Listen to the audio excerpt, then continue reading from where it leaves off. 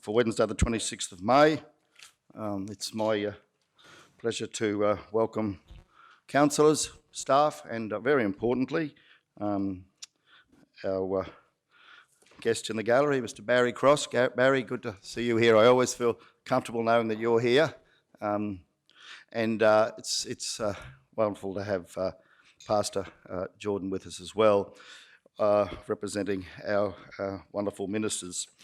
So first of all, I'll now indeed call on Pastor Jordan to conduct the prayers. Come up, Pastor Jordan, and while you're doing that, I'll just confirm that we have no request for leave of absence and no apologies for today's meeting. We'll now go to item 3 and hand over to Pastor Jordan to very importantly open the meeting with our prayer. Thank you, Pastor. Thank you. So recently I had the pleasure of going down to Adelaide for a week as a part of my role within the church, and they pull guys in from all over Australia to spend a week ploughing through different aspects of our job. And as is typical in that situation, at the breaks, conversation usually starts. And it usually pertains to things that were just discussed in one of our workshops, but inevitably things descend into the lowest common denominator, which is football. Slowly but surely, conversations begin. They're friendly yet heated discussions about whether AFL is better than NRL, and my heritage is American, so I throw gridiron in there just for a bit of spice. But then the group starts to grow. As people start hearing the topic, other blokes start wandering over and they start to add their 2 cents worth about football. And then anarchy descends because we move into more personal territory, which is your club. And pretty soon we've got the Queenslanders and the New South Welshmen in the corner having their own argument. We've got South Australians and Victorians trying to decide who hates Collingwood more. And the conversation becomes quite personal and quite determined. Eventually they realise that we've got to go back to work and the conversation is paused to be resumed at the next break. But by the end of the day, groups are formed. People start sitting at tables with people of like mind. We have Queenslanders at one table, we have Adelaide Crow supporters at another table, we've got half the room filled up with We Hate Manly's E-Eagles table. But it's fascinating watching this happen. I absolutely adore watching people and how they function and how they process, particularly when it comes to areas of passion, because it's not just sport. It can be just about anything. It can be gardening, it can be cars, it can be politics, housing, cleanliness, neighbourhoods, all this sort of stuff. It's fascinating to see what people become passionate with. Because we're all different, our life experiences and our skills and our interests all become intertwined in our personality, and so our passions become an integral part of who we are. And that's why it can be difficult to work with people sometimes. My father, who's a pastor, and my grandfather, who was also a pastor, both quipped to me when I was a young man, saying that being a pastor of a church would be the greatest job in the world if it wasn't for people. But the reality is that it goes for any job, doesn't it? Regardless of your background, regardless of your profession, working with people will always be challenging because we feel things differently, we see things differently, we process things differently. And that is what makes the world a truly beautiful place. It would be very dull indeed if everyone was the same. For instance, I adore art, but I cannot draw a straight line with a ruler. So if the world were entirely like me, there would be no art to speak of. If the world were like my wife, we would not have V8 engines because, and I quote, what's the point? The world is different. It is fascinating. Our diversity is what makes this world an amazing place. It can be challenging, it can be a cause of tremendous conflict, but our differences is what makes it beautiful. And this issue has been around for millennia. St. Paul wrote a letter to the church in ancient Corinth addressing this very issue. It was a new group of Christians struggling to understand how to practice their faith in harmony with each other. And Paul writes in chapter 12 of 1 Corinthians, "Just as the body, though one, has many parts, but all many parts form one body, so it is with Christ. Now if the foot should say, because I'm not the hand, I do not belong to the body, it would not for that reason stop being part of the body. And if the ear should say, because I'm not an eye, I do not belong to the body, it would not for that reason stop being part of the body. If the whole body were an eye, where would the sense of hearing be? If the whole body were an ear, where would the sense of smell be? But in fact, God has placed the parts of the body, every one of them, just as he wanted them to be. If they were all one part, where would the body be? As it is, there are many parts, but one body. The eye cannot say to the hand, I do not need you. The head cannot say to the feet, I do not need you. God has put the body together, giving great honour to the parts that lacked it, so that there should be no division in the body, but that its parts should have equal concern for each other. If one part suffers, every part suffers with it.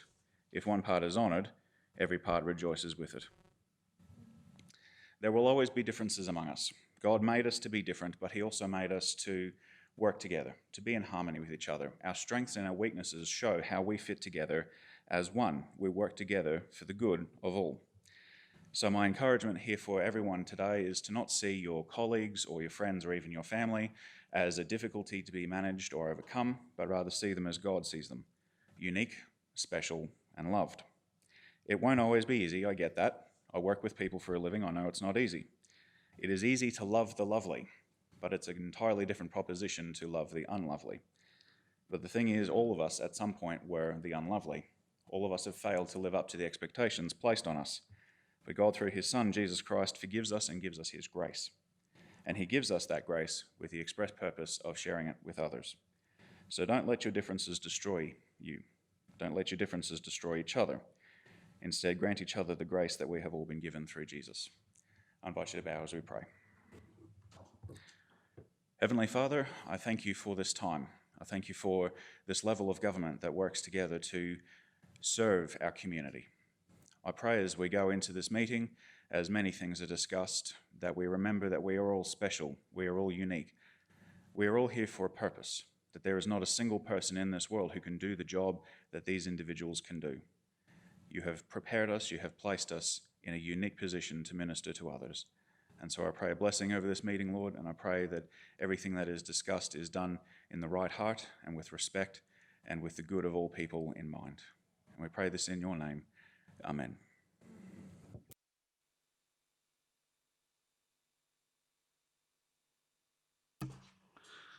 Our sincere thanks, Pastor Jordan. Wonderful words of wisdom, and of course, a very special message, as the prayers always are.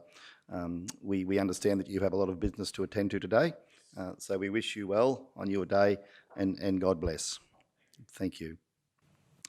Before I call on Councillor Duff to conduct the recognition of the traditional owners of the land upon which we meet today, I'd just like to perhaps amplify the very important observations that Pastor Jordan has in his wisdom shared with us.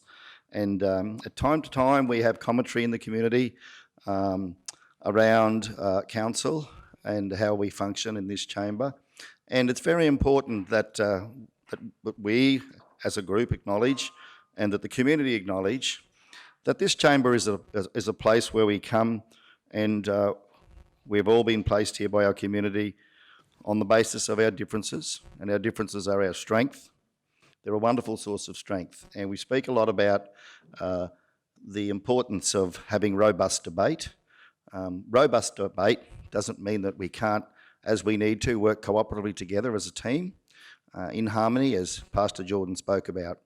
But robust debate is an extremely important part, as is community engagement, of our democratic process. And we have a charter that's given to us by the community to come in here with an independence of mind and engage in that robust debate. And of course, as we do, we then go out and have a cup of tea and a bicky, enjoy each other's company. So I'd certainly look forward and hope that everybody enjoys today's process, and that we get some good productive outcomes as we're elected to do for the benefit of our communities. Having said that now, I'll call upon Councillor Duff to, again, very importantly, recognise the traditional owners. Thank you, Councillor Duff. Thank you, Mr Mayor. I'd just also like to point out that tomorrow is the start of Reconciliation Week, and the theme for Reconciliation Week is "It's More Than a Word." So, with that, I'd just like to acknowledge country and the traditional owners of the land where we meet this morning, the Waka Waka people, and I'd like to acknowledge the elders, both past, present and emerging. Thank you, Mr Mayor. Thank you, Councillor Duff. And yes, this week is an important week for the Indigenous people of our nation, and importantly, we have many of them in our region. Personally, for me, it's an important day tomorrow, as I join with my wife's family in Cherbourg, and we share some sadness, but we also share some celebration for what her ancestors enjoyed as being part of the stolen generation.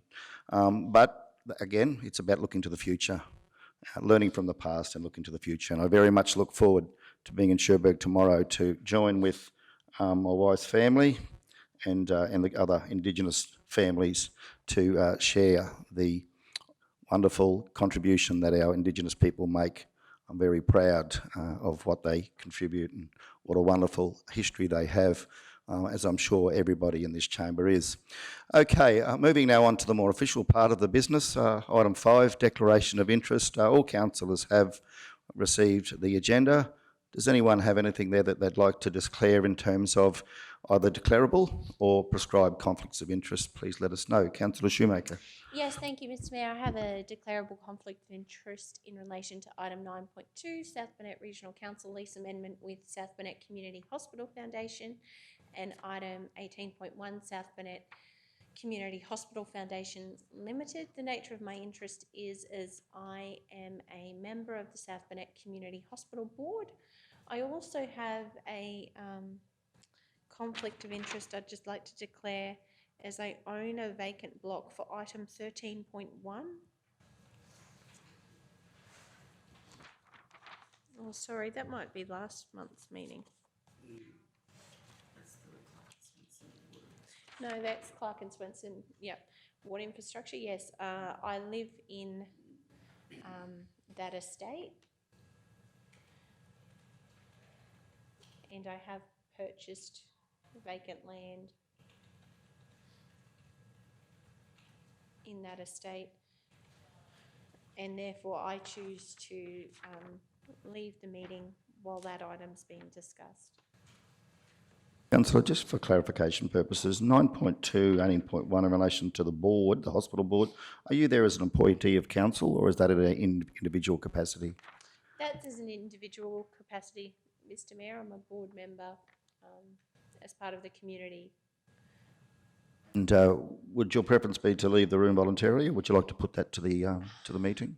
I'm happy to. I would prefer to leave the room for the lease amendment, but for item 18.1, I would like to hear that briefing, that information. Mr. CEO, I might get you to guide us on this one in terms of compliance with the Act. Thank you. Yeah, regrettably, Mayor, Councillor has left the room previously for these, and with that one being on the board, it would be you're holding effectively an executive position, so not just a member of the association. So I'm sorry, yeah, would love to have you in the room as well, but I don't think that would be wise. Yeah. So that's item, which item is that one? The lease is item 9. 9.2. That's the lease amendment 9.2. And 18.1, Mr. CEO, we're discussing there is... The hospital. Matters in commercial. Confidential, yeah. commercial. To the hospital. Okay. Councillor, based on the CEO's advice, are you happy to leave the room and Yes. stay away in relation to those two items as well as 13.1? Yes, that's fine, Mr. Good. Mayor. And 13.1, I live in Clark and Swenson Estate and have purchased vacant land, so I'll leave the meeting for that as well. Thank you, Councillor, and thank you for disclosing that to the meeting appropriately. So we'll note that Councillor Shoemaker has made such a disclosure in relation to 9.2, 18.1, 13.1, and we'll leave the room and stay away until the matter is finalised. Any others at this stage? If not, we'll now move on to item 6. We don't have any deputations or petitions to attend to today. Item 7 is the minutes of the council meeting previously on the 28th of April 2021, can be found at 6. And council, of course, I hereby move that those minutes be received and accepted. Do we have a seconder? Thanks, Councillor Duff. Councillors, any questions or comments in relation to the veracity of the minutes? Everyone comfortable that they're a true and correct record of the meeting? If so, those in favour? Carried unanimously. Thank you all. Item 8.1 is the business outstanding table for ordinary council meeting. It can be found at 34. The table is included at pages 34 through to 48. It lists a number of resolutions made by council over a period of time and what action has been taken. So we have recommendation that the business outstanding table for the ordinary council meeting be received for information. Do we have a mover? Thank you, Councillor Frolov. Second, thank you, Councillor Shoemaker. Councillors, any questions in relation to the contents of the report?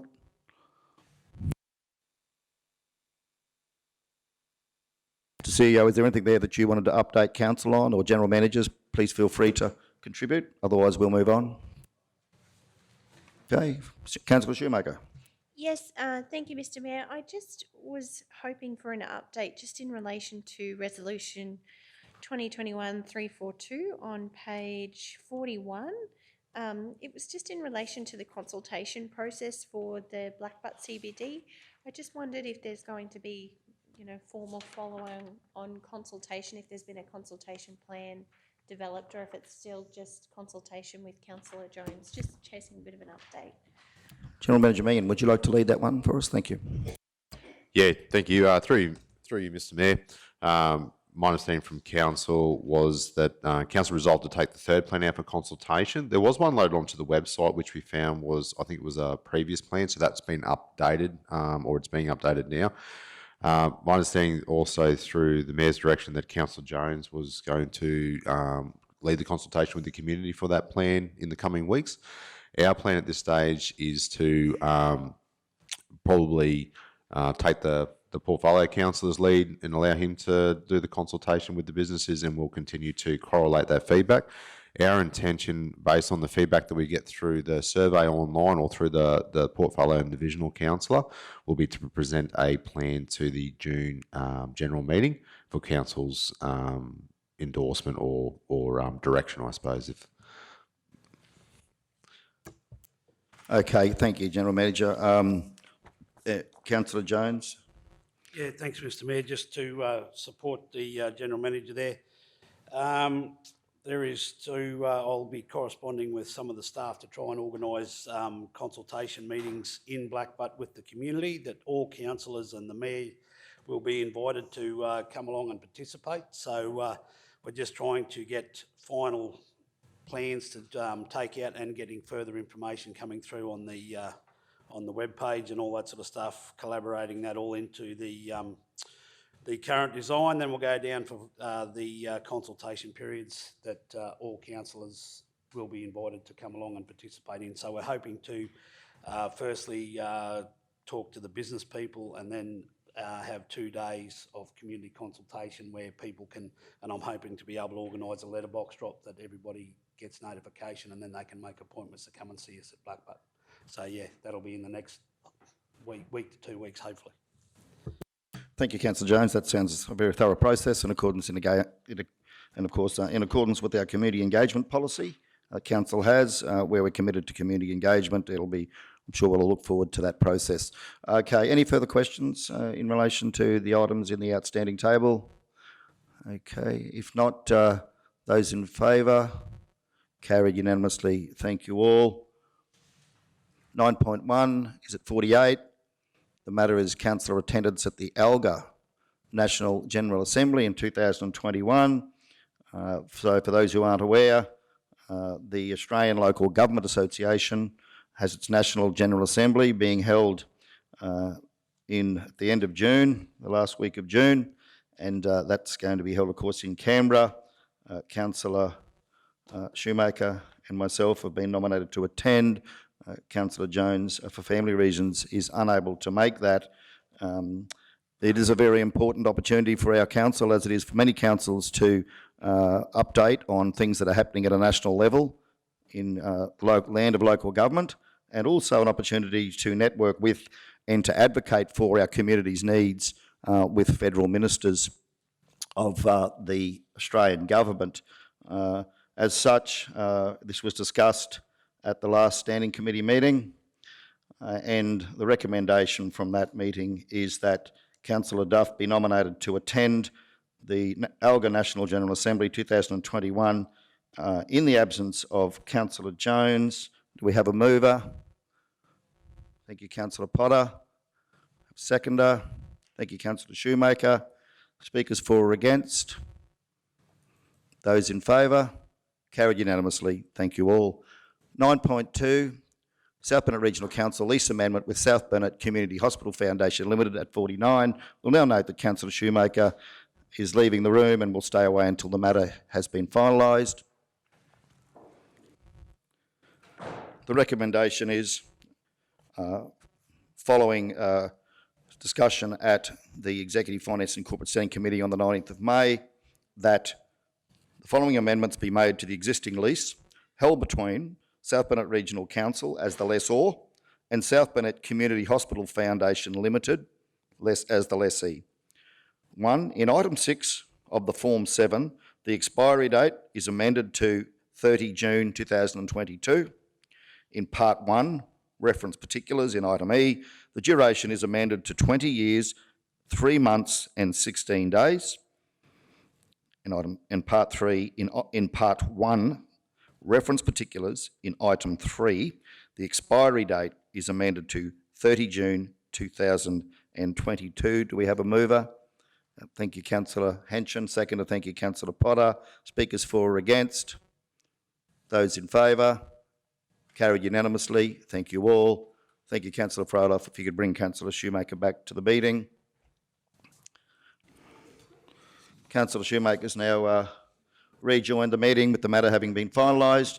Item 9.3, Council, is adoption of supporting information for developing guidelines for the provision of councillor administration support staff.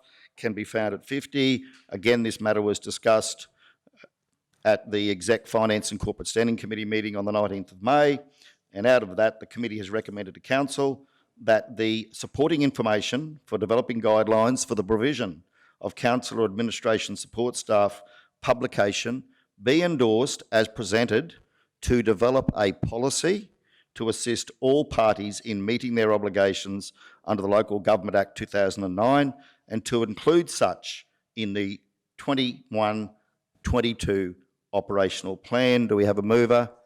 Thank you, Councillor Froloff. Seconder, thank you, Councillor Henson. Speakers for or against? Those in favour? Carried unanimously. Thank you all. 9.4, adoption of the South Burnett Regional Council Code of Competitive Neutrality Complaints Policy, Statutory 006, can be found at 51. Again, this matter was presented to our Budget Committee meeting held on the 5th of May 2021, and the Budget Committee recommended that the South Burnett Regional Council Code of Competitive Neutrality Complaints Policy, Statutory 006, be adopted as presented. Do we have a mover? Thank you, Councillor Shoemaker. Seconder, thank you, Councillor Potter. Speakers for or against? Those in favour? Carried unanimously. 9.5, adoption of the South Burnett Regional Council Financial Hardship Policy, Statutory 012, can be found at 59. Once again, this matter was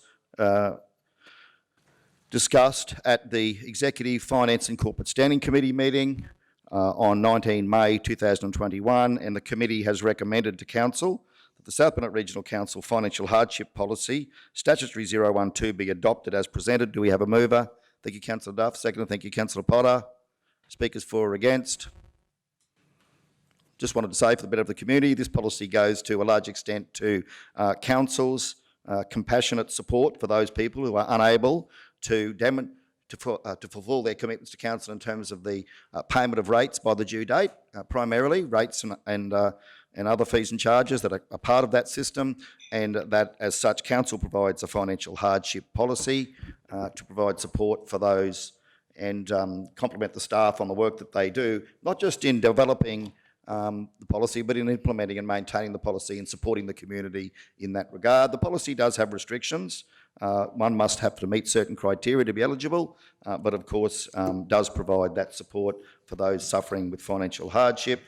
Before we go to the vote, I might just ask General Manager to give us a quick, some quick commentary in relation to that. Thank you, General Manager Jarvis.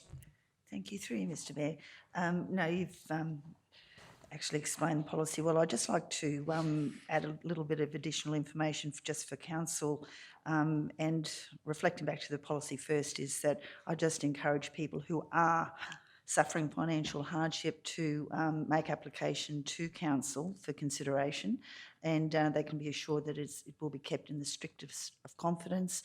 Part of this policy is that we do encourage people to go and seek financial counselling as well, and we're happy to speak to their financial counsellors as part of the application process. Just for council's information, is that to date we have 8 people on who have taken, have been approved through application for the hardship policy. We have 4 pending applications, and the trend at the moment is that there hasn't been any default on any of the applications or any of the ones that have been successful. So that's a good news story for council. So I just thought the council might appreciate, and the trend is that they are increasing, the applications are increasing. I don't know whether that's because the staff really have been promoting that to the ratepayers, that opportunity is there for those applications, especially when we send out notices for overdue rates. The financial hardship policy is referred to as accompanying. So I think it's the profile is being lifted. That's also another option for people out in our community. Thank you, General Manager. Appreciate the update. Councillor Shoemaker, thank you. Yes, thank you, Mr. Mayor. I'm fully supportive of this policy. I did read in the financial report that the number of assessments with arrears and the dollar value has been reduced compared to previous 2-year terms. And there's also been an increase in the number of properties who have entered into rate payment arrangements since this time last year, which goes to what GM Susan's saying and the effect this policy is actually having in our community. So I've read over the policy. I couldn't identify any additional changes, and I think it's fabulous that council has those conversations and engages in a very holistic way. So thank you for the work that's been done, and I'm fully supportive of this policy.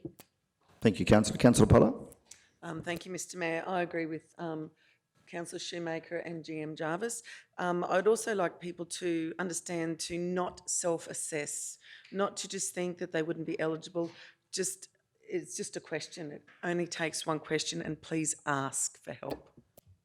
Yeah, very good observation. Thank you, Councillor Potter. I'm keen to hear, before we resolve this matter, what other councillors are hearing in the community around the need for financial hardship in relation to rates. Councillor Duff. Thank you, Mr. Mayor. Yeah, I think that we've been in drought since 2017 and we haven't been out.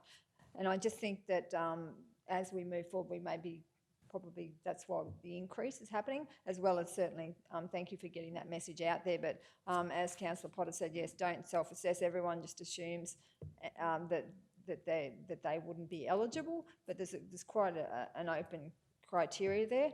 And also the point about the privacy, because I think people are embarrassed, particularly rural people. They have a lot of self-pride, and so I think it's very important to get the message out there that it's all very confidential, and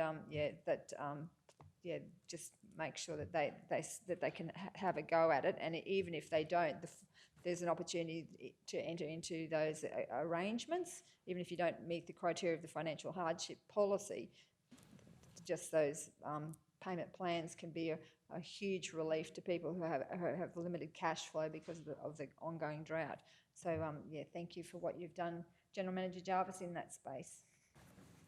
Thank you, Councillor. Councillor Henshin, as the rural councillor, keen to hear, what are you hearing out in the community around financial pressures, financial hardship at this point in time? Thank you, Mr. Mayor. Yeah, it's quite interesting that this has come up today, because on the way into meeting this morning, I was on the phone to quite a number of our rural producers out there and there's a misconception that when it rains, everything's honky-dory. Well, I can tell you it's not, because there's a lot of people in the process of just about to start harvesting, and it's pretty devastating news out there.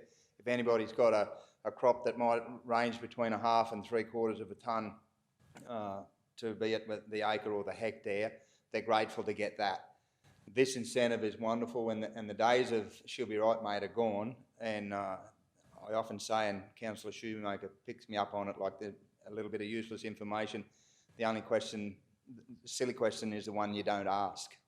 So it's quite simple, and I thank Manager Jarvis and the team for this initiative to go out there and help not just the rural peoples, because as Councillor Potter alluded to, yes, have a conversation, not just with council, but with neighbours and friends and family.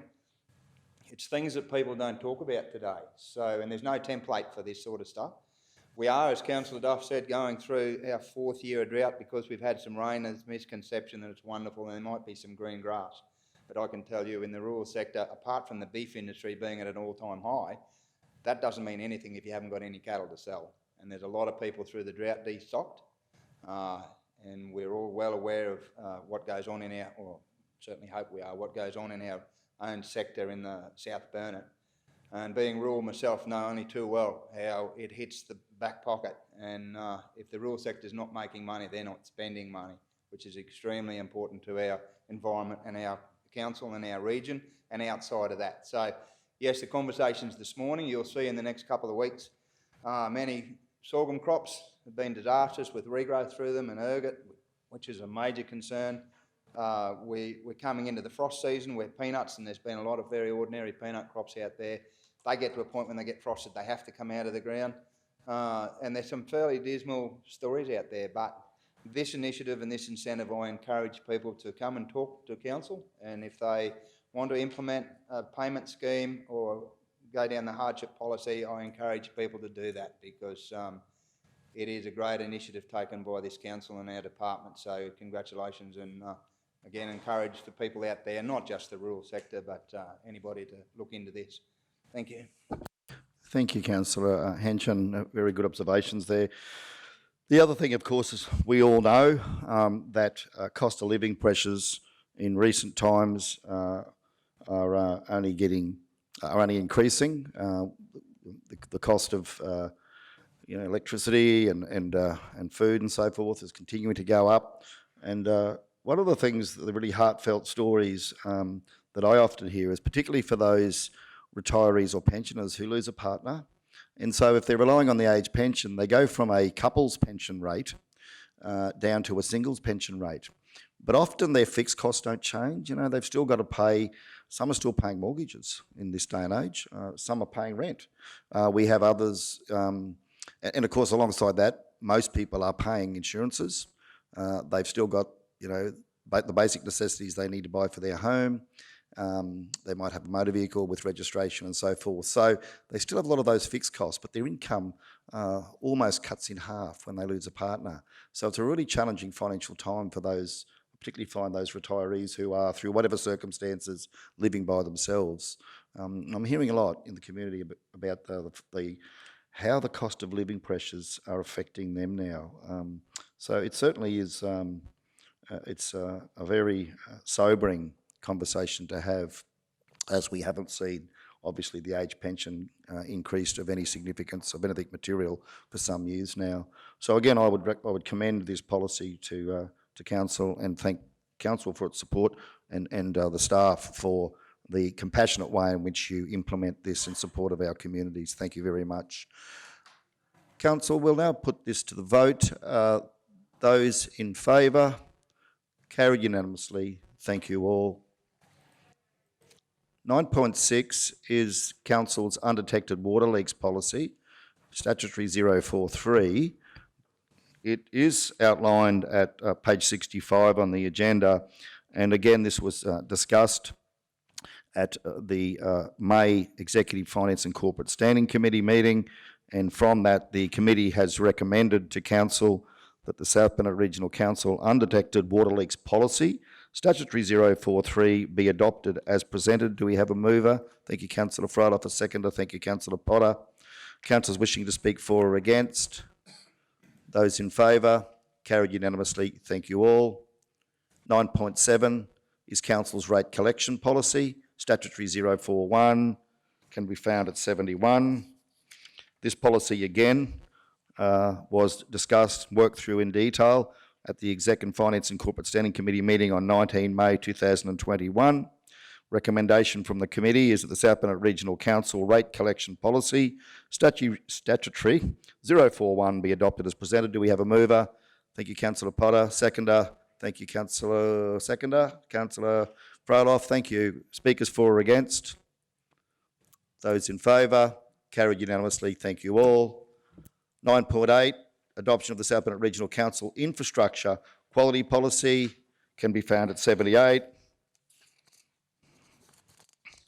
Draft policy was discussed at the Exec and Finance and Corporate Standing Committee meeting again in May.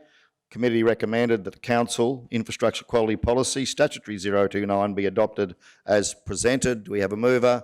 Thank you, Councillor Shoemaker. Seconder. Thank you, Councillor Henshin. Speakers for or against? Those in favour? carried unanimously. Thank you all. 9.9, Council's Trade Waste Management Policy. It's statutory 036. It's at 84. And again, this policy has been considered by the Executive and Finance and Corporate Standing Committee meeting on the 19th of May. Committee recommends to Council that Council's Trade Waste Management Policy, statutory 036, be adopted as presented. Do we have a mover? Thank you, Councillor Shoemaker again, and thank you, Councillor Froloff, for seconding that. Do we have any speakers for or against? Those in favour? Carried unanimously. Thank you all.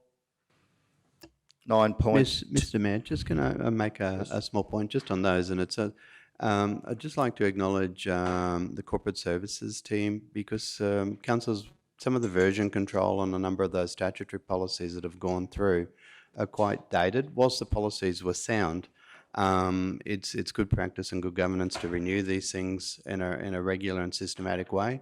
And the guys are really hitting their straps in this space. And I just, with the indulgence of the meeting, just wanted to pass on my thanks for them to start pumping some of this stuff through. And there's more coming as we renew and refresh a number of these that haven't been touched for some time. Thank you, Mr. CEO. Could I ask that we formally confirm such can I put out a mayoral request that we draft a letter signed by the Office of the Mayor on behalf of our council, thanking the corporate services staff for the work that they have undertaken in updating, as you can see there, a number of really key important regulatory policies of council. If you'd be so kind, General Manager, to facilitate that through the Office of the Mayor on behalf of all of us in council. I'm sure my colleagues would agree that it's important to give that recognition to the work that they've done. Be very grateful. Thank you. Thank you. I will, Mr. Mayor. Thank you. Thank you, Mr. CEO. And thank you, Mr. CEO, for bringing that forward. Much appreciated. Okay, now we're on to 9.10, which is the monthly financial report. That's at page 88. And again, this monthly financial report, which includes the capital works and works for Queensland items, is as at the 30th of April. And this is now provided. The report's there. Of course, finance is my portfolio.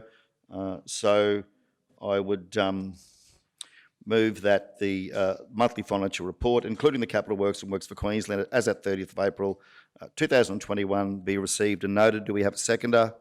Thank you, Councillor Duff. Okay, Councillor Speakers for or against receiving such, but questions, comments in relation to that. I might, there's no red lights on, so I might just lead in to that. I know there's been some feedback from the community since the last Finance Standing Committee meeting that they'd like to perhaps see a little bit more information. So I thought I might, with the leave of Council, take the time today just to speak through some of the key elements as to where Council landed at the 30th of April in relation to our financial, some of those key finance numbers. So at page 93, Council, and for those that have got the agenda in the community, you can see the statement of comprehensive income. In the business world, this would be called one's profit and loss. But of course, Council is a not-for-profit, so we call it a statement of comprehensive income. What that shows is that we've got an original budget and an amended budget. So as time goes on, each quarter we review our budget and we amend our budget as things change throughout the year. So the budget is a living document. And we can see on here where we're tracking as at 30 April. So for example, if we look at our rates, levies and charges on the first line, Council has collected 49,347,000 approximately I can't quite see that, 947,000 in rates and levies, and that was compared to the budget of 50,092,000. So we're almost spot on there, and of course there will be no more rates levied this financial year. Fees and charges, other forms of fees and charges that apply across Council. Council's collected 4.8 million. The budget was for 3.8.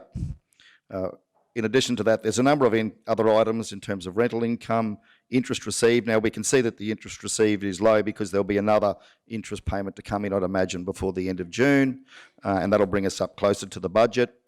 And of course, grants, subsidies, and contributions externally, Council had budgeted for just over 8 million. We've received 4.5 million to date, but of course we do know that there is more grant revenue to come in from those government agencies before the end of June.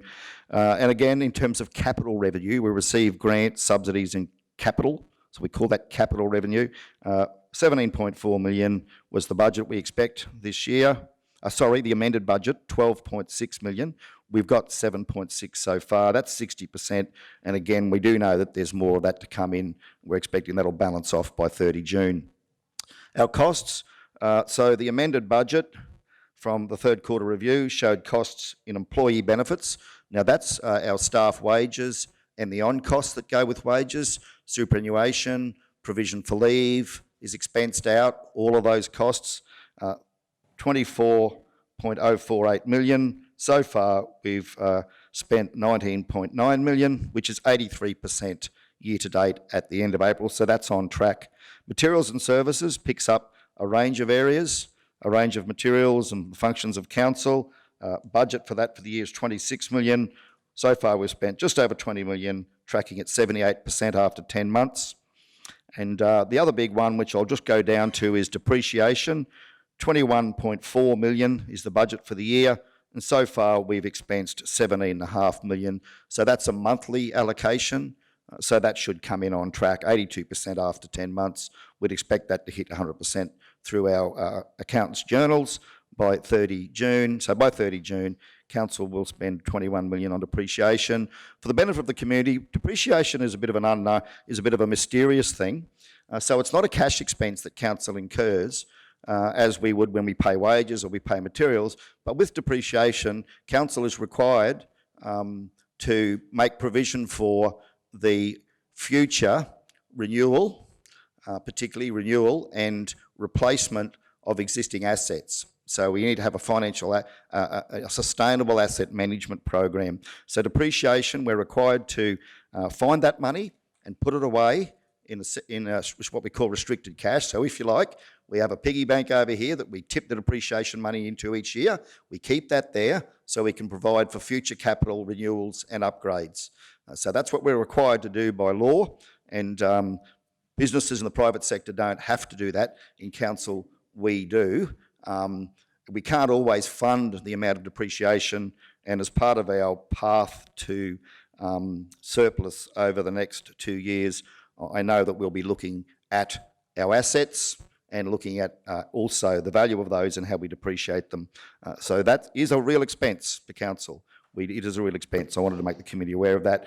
And of course, this Council inherited a deficit from the previous Council. When an 18-19 year, there was a $2.8 million operating deficit, from which 1.45 million was in surplus from the business units, particularly water and wastewater, which brought Council's budgeted debt in that deficit in that year to 1.3 million.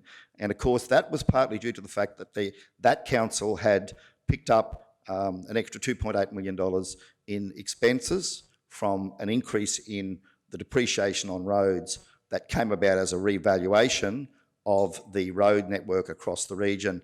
In our first year of term, we then had another 1.4 million in extra depreciation on buildings as a result of a comprehensive revaluation of our building assets across the region.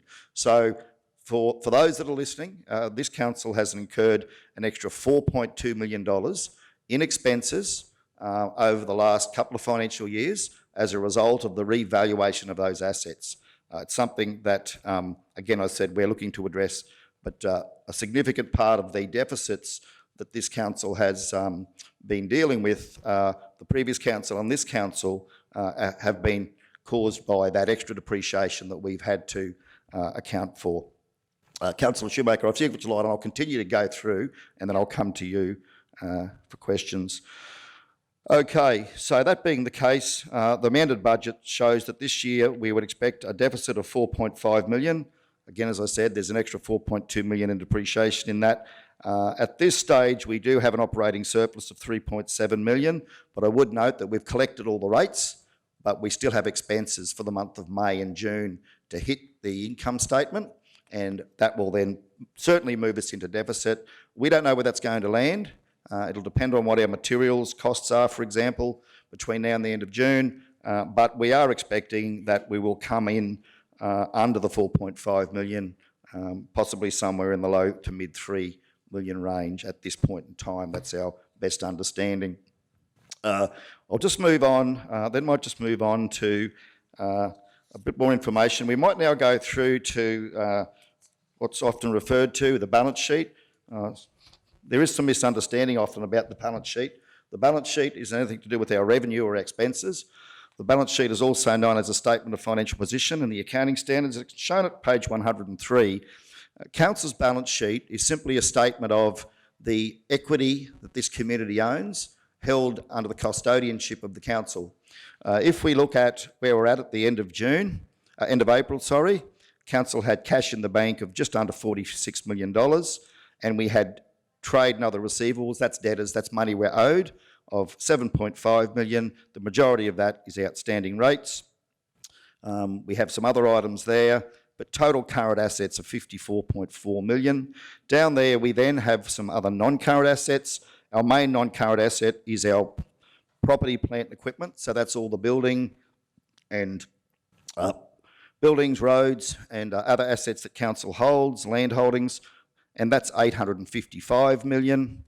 And we've then got intangible assets, which is, we've got things like software and license agreements and so forth, which form part of that.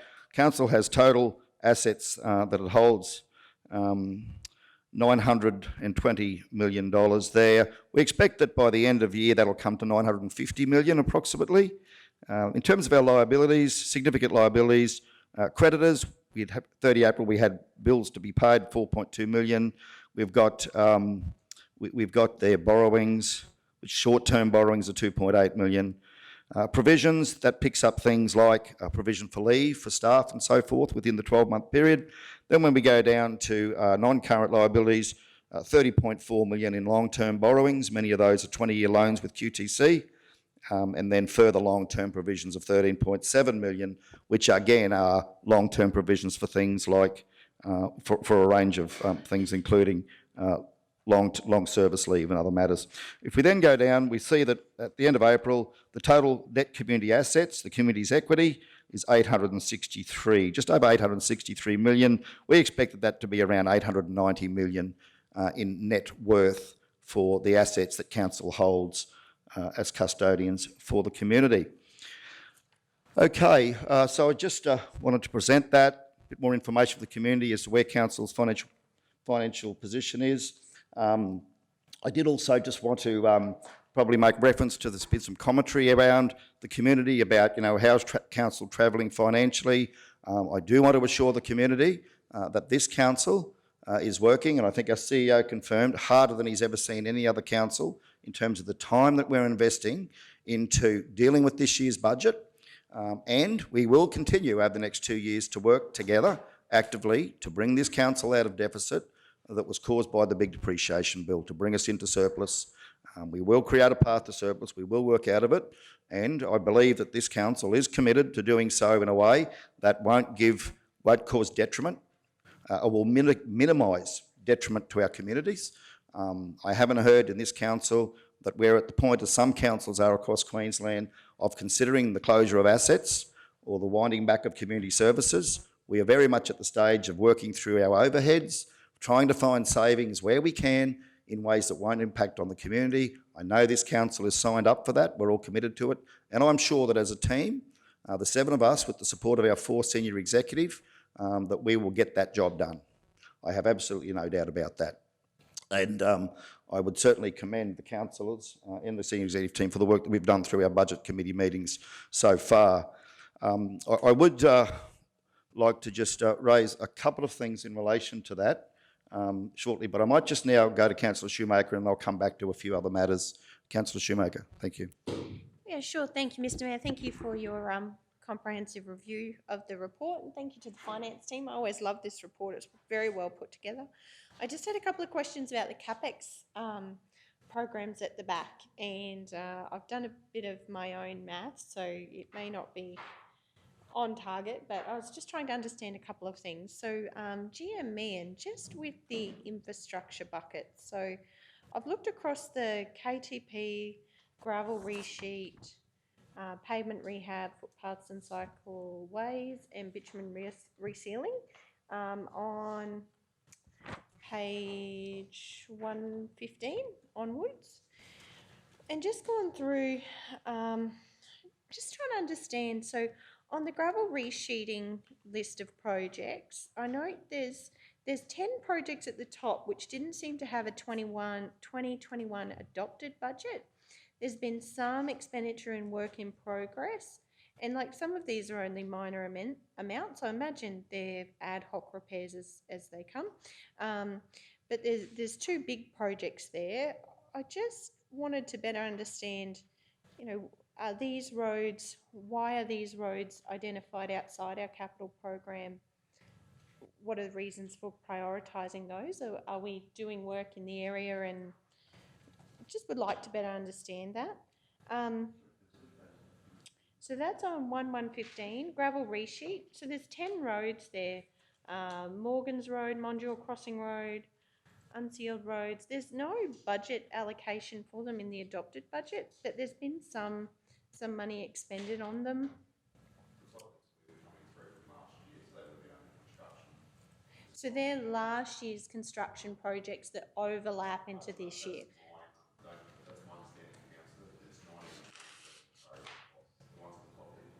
Yes, yeah.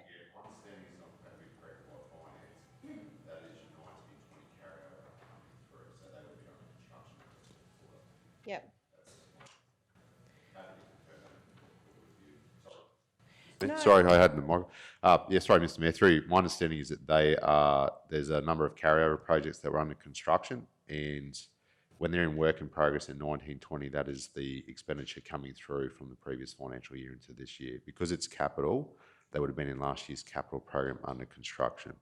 Happy to confirm that at the fourth quarter review. What will happen for us, Mr. Mayor, if I may, is at the fourth quarter review, we'll be sending back detailed commentary against all of our projects. The fourth quarter review, I think, closes this week.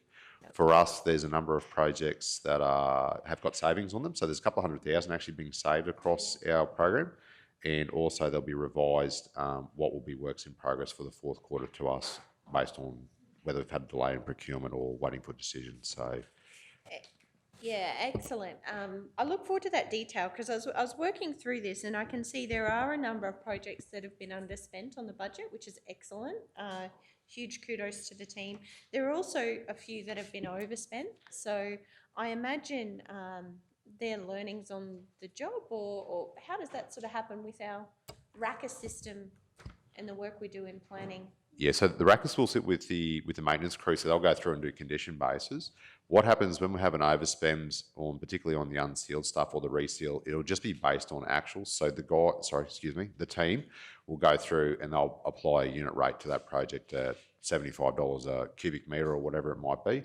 Some will come in at 65, some will come in at 85. That might be for additional gravel makeup, earthworks.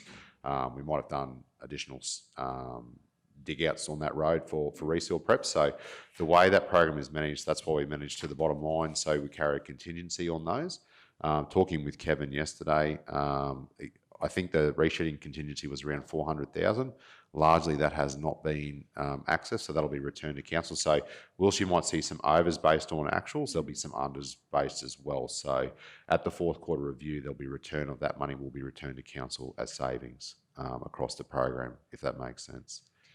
Yes, I did have a couple of questions about that, because sort of I was doing some sums here, and with the gravel read sheet, for instance, the budget allocation there that we have, I was just... $4 million. It's about $4 million, councillor. Yeah. Yep. And it seems like we'd only expended 2.4 million actual expenditure and commitments this year. So it seems to me, and please correct me if I'm wrong, if I've read this wrong, but the adopted budget for instance, gravel resheet was $4 million, 4.069994. Yep. And to date, we've expended 2.473. Just thinking by the third quarter, like that's... Yes, so my understanding is that program is largely complete. There's a couple of works in there to be done underneath that program between now and the 30th of June. But Kevin will be able to give you further commentary at the fourth quarter. It's probably best for him to respond. Yeah. So as far as I'm aware, the program, there's some larger projects in there too. I'll just go through. I just have to look at which ones are yet to be delivered out of that program, which might be a bit larger. What's inside the $4 million? My understanding is that the contingency at this stage is 400 and something thousand. So Kevin will come back with a revised budget, which might be around 3.6 between now and 30 June. That savings will go back to council for allocation to reserve or capital. So Excellent. with the fourth quarter, he'll go through and he'll give detailed commentary against all of the projects. Probably just the preemptive for us, for council, is any projects that we were looking to either have done work on through design for capital delivery. We'll be identifying them to carry through or as works in progress at the fourth quarter.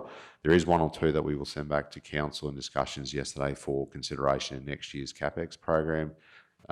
There's been a couple of changes there where we've seen pricing probably increase, where we think it's probably prudent for council to decide how you wish to proceed with some of those projects. So noting there's a couple too for our underspend that are in procurement as well. We are seeing some progress issues in relation to procurement, particularly around materials with COVID and the flooding in New South Wales. And the other one that we're having some difficulty with, and I'll just make the chamber aware, is difficulty actually sourcing local contractors for work. We've put out some significant schedules in recent times, and we've had to re-procure those because we've been unable to get locals to price for us. So it's a simple one. There's the medians on Youngman Street. We're into the procurement phase there now. Obviously, we're looking to make a start, but we're also, if we don't get local contractors pricing for that, we really probably need to come and have a chat to council about how you want to see that project go forward, if you want that money to go outside the region, or are you happy to build it a little bit later in the year to see if we can get that money spent locally. Yeah, thank you. I look forward to that report. My other question was for GMO May, sorry, just reading through the Capital Works program. So I'm on page 114. There's a bucket there called Building Condition Priorities.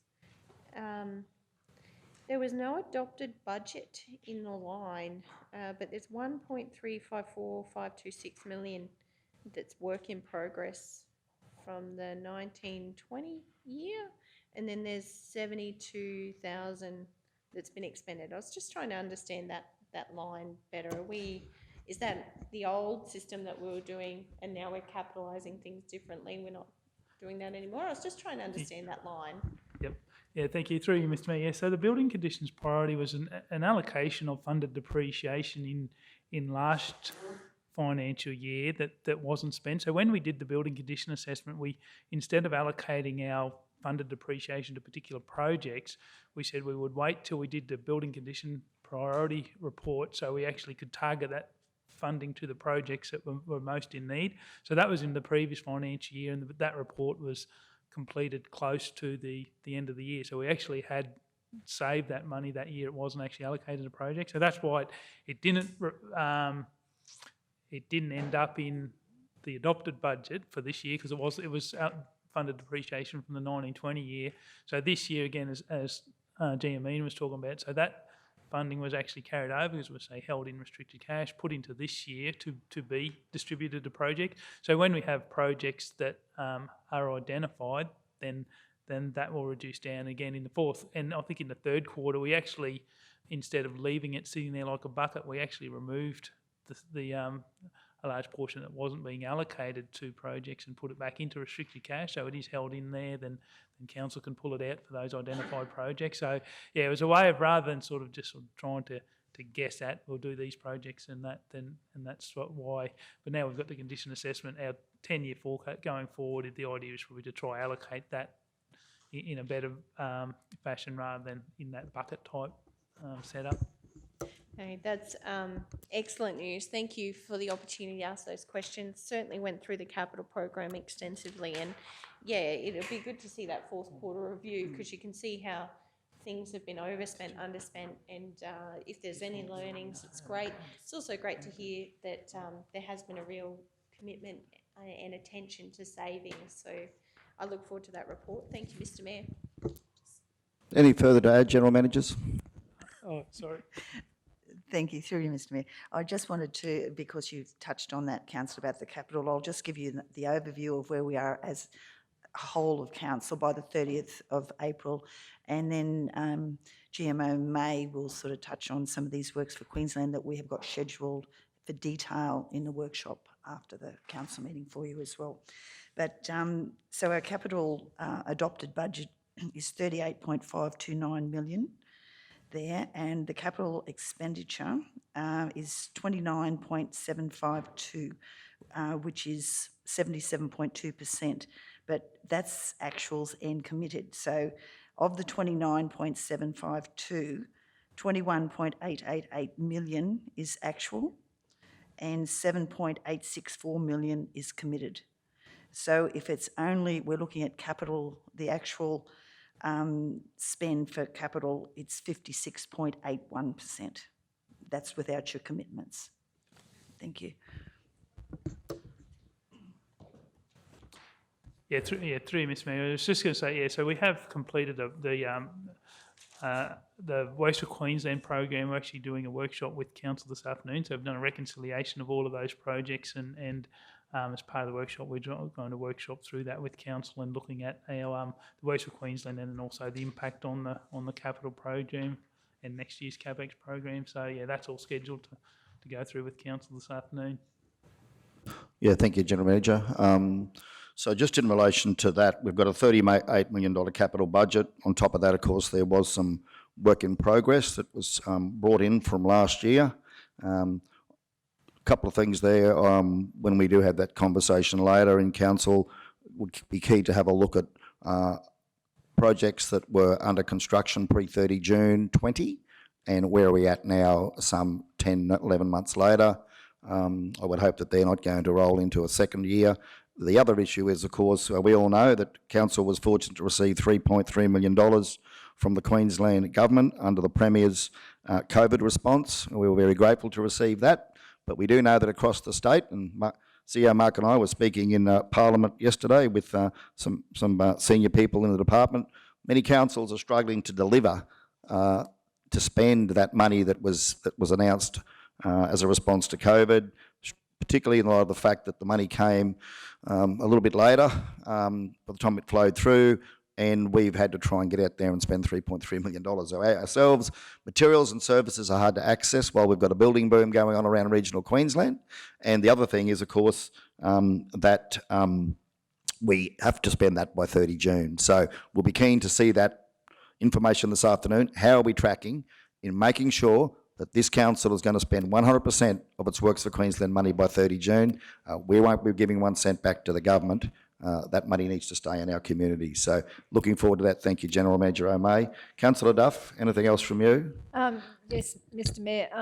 I noticed on page 100 there is some $19.4 million for materials and $7.8 million for services. We have been told, the councillors have been told, that the line item for materials and services is where the consultants and internal contractors are. And I'm just concerned about how much money we are spending on consultants and internal contractors. I don't think our community can afford to continue with this much money being spent on consultants and internal contractors. And my question is, are we going to have a workshop where we will have sufficient time to look at the details to potentially reduce the spend on consultants and internal contractors? Thank you, Councillor Duff. Mr. CEO, in terms of our budget process between now and proposed adoption date of 30 June, time for councils to work through line by line the consultants and internal contractors, your thoughts? With pleasure, Mayor. The council's list of workshops that they have asked to have done by the end of June is extensive. We're fitting in, so the Community Engagement Day took a whole day up for us on Monday, which was a very good day and well worth it, but it is. So as General Manager O'May has indicated, we're folding in a workshop this afternoon because with the General we weren't quite sure what time it would finish, so made it a little bit more problematic. We're setting a committee meeting date for time.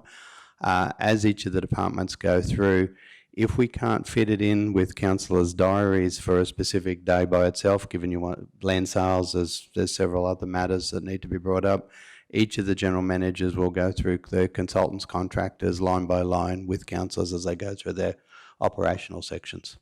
So, short answer, yes. Whether it's got a label on it, consultants, contractors, or it's just folded in with infrastructure next Monday. Definitely it's been tagged that the contractors, consultants areas will be gone through in that list you've already been given, so I'm trusting councillors have read it before we get to the meeting, I'll get to the workshop. The other thing, councillor, just in that line of materials and services isn't all just contractors or consultants, that's a whole of organisation spend, and that's based just for members of the public, just so they're clear, but yeah, absolutely.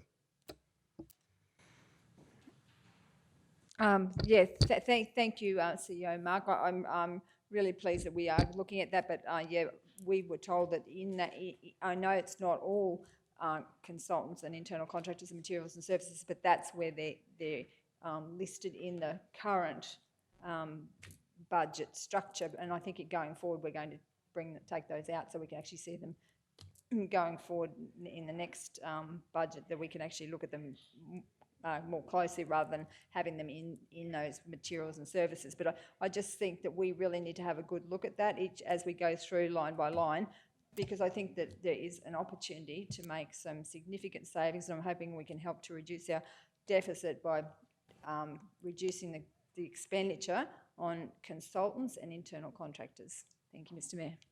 Thank you, Councillor Duff. And of course, as part of our budget process, we've said we'll leave no stone unturned, Council. I think we've all committed ourselves to that, so very much looking forward to working through. I know the staff, and I must congratulate the finance team, General Manager, on providing that very comprehensive list of all of our consultants and internal contractors, having to extract that data, summarise it for Council. Councillors, you have all got that, so I would encourage you to work through that, have a look at that list that our finance staff have provided, work through that so we can try and make that workshop or that meeting where we do review those consultants' expenses much more efficient. Come with your questions, come with your concerns, but we certainly will be working through that in detail. Thank you, Mr CEO, for your support in doing so. Anything further to add, Mr CEO, General Managers? If I may, can I give Works for Queensland a plug? We had terrific feedback yesterday without going into names here and now, and we can expand on a little bit more.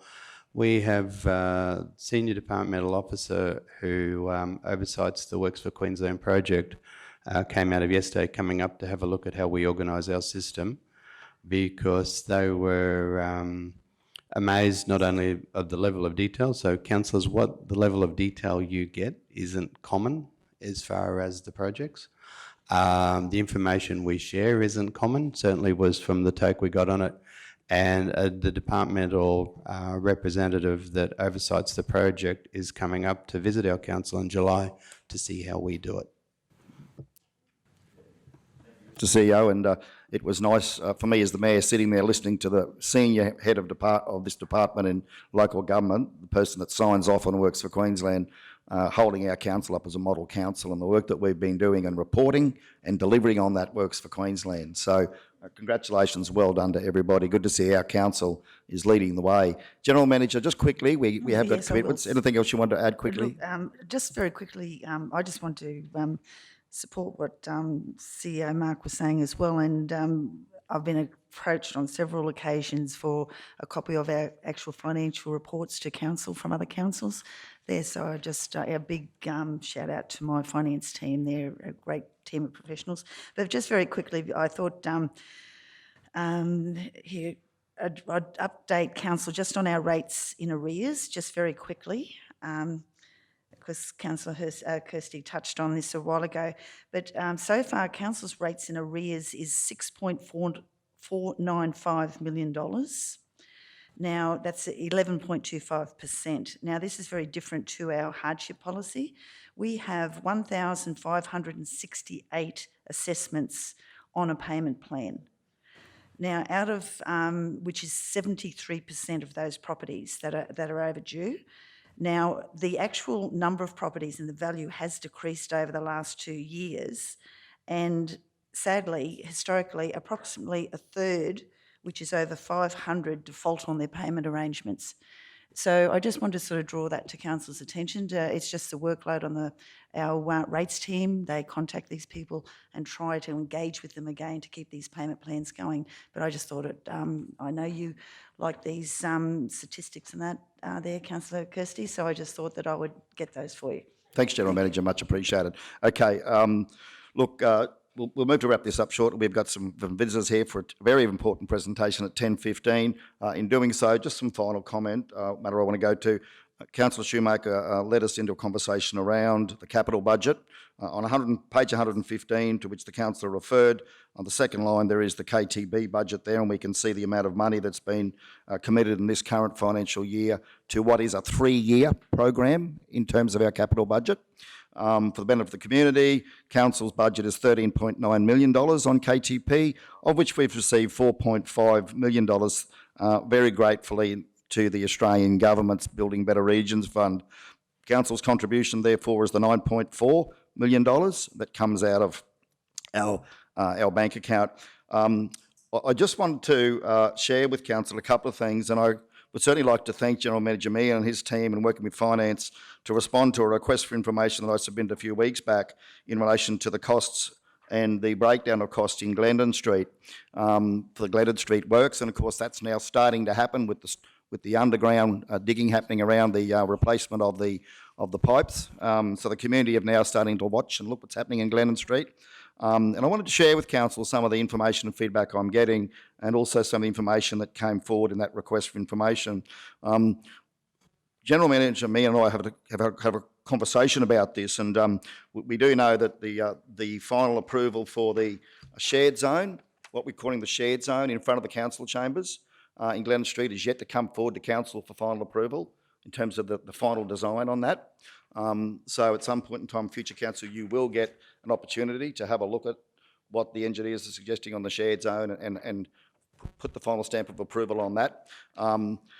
Look, I guess I just wanted to put that up today, that some of the information that's come forward is that in Glendon Street, the total spend there out of the 13.9 million will be just over 5 million, of which 1.1 million, including apportionment for things like overheads, keep in mind, 1.1 million relates to the shared zone.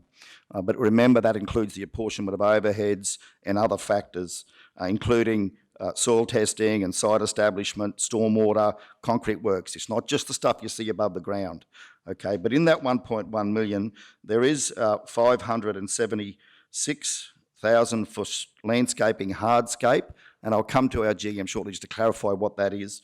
And on top of that, feature lighting of another 536. So there's just over 1.1 million in hardscaping and feature lighting in Glendon Street.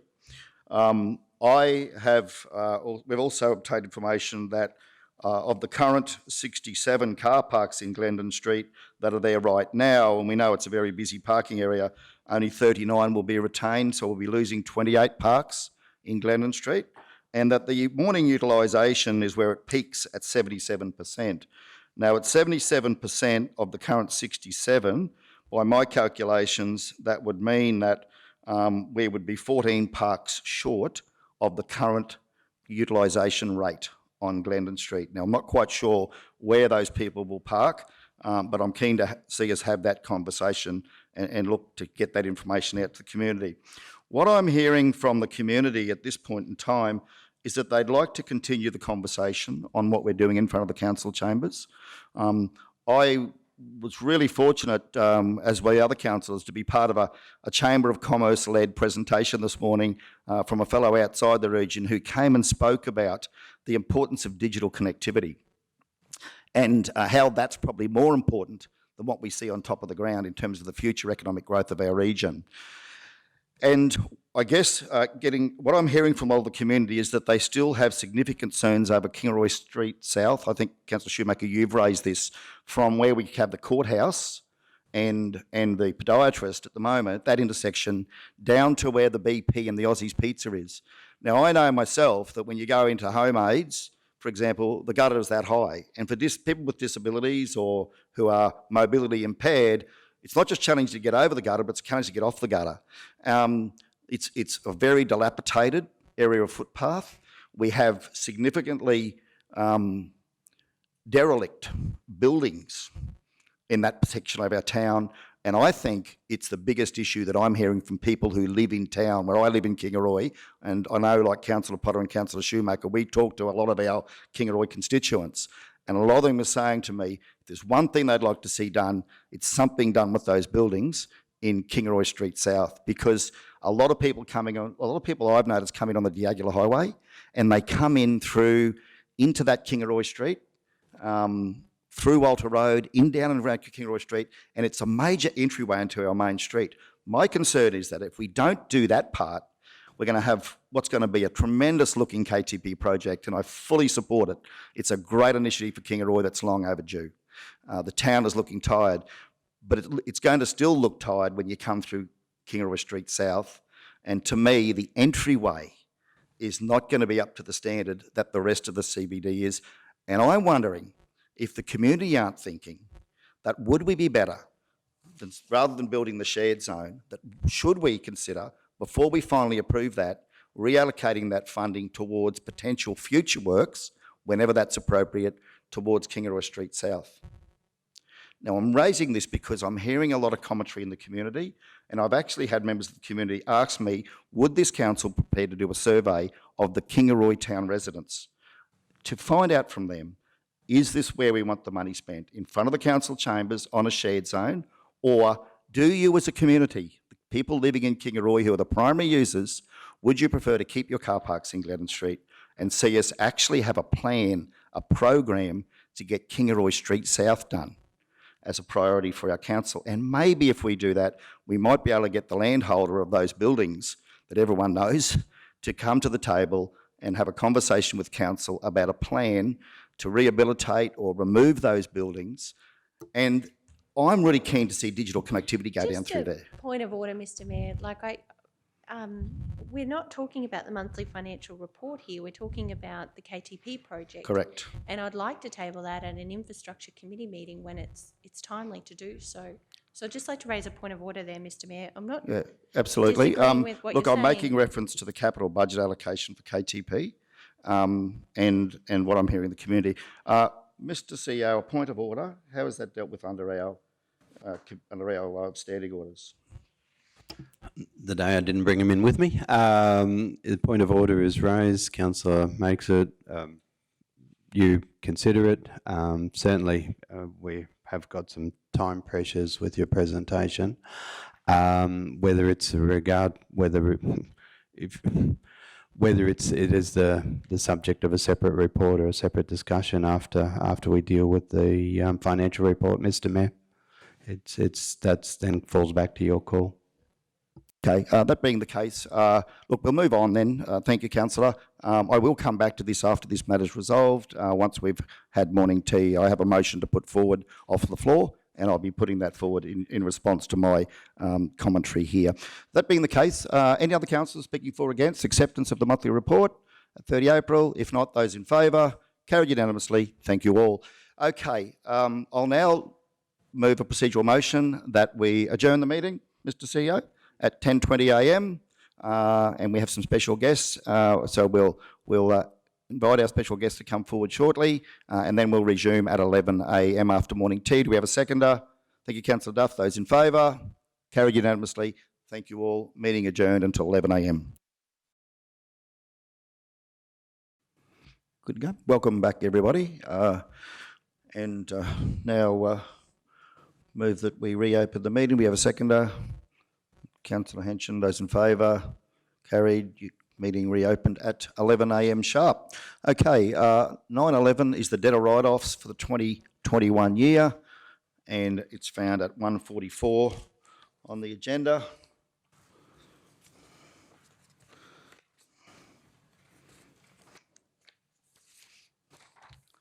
So this matter, of course, was discussed at the Executive Finance and Corporate Standing Committee meeting, and the recommendation is that the $3,943.83 in bad debts to be written off be approved, and South Burnett Regional Council receive and note the future potential write-offs of approximately $2,000 to be confirmed at the June Standing Committee meeting. Do we have a mover for that? Thank you, Councillor Potter. A seconder? Thank you, Councillor Shoemaker. Speakers for or against? Okay, I just want to clarify that there has been extensive work undertaken by the staff to recover this. They have determined that the cost of taking further action to recover to the ratepayers would exceed any potential return, that there's no real hope of getting a return. We're unable to contact many of these people who've moved on. So as a result of that, I think it's a sensible recommendation that the debts be written off. So having said that, I will put it to the vote. Those in favour? Carried unanimously. Thank you all. Councillors, as I alluded to previously, before we move on to the roads and drainage section of the agenda, I'd like to, further to the points that I made in relation to the CapEx allocation for KTP, I'd like to now move a motion off the floor that Council take a survey to the residents of Kingaroy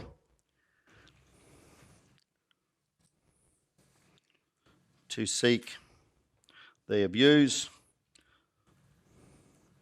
in relation to the capital commitment on the above-ground shared zone infrastructure in Glendon Street, as against setting those funds aside for potential future works in Kingaroy Street South.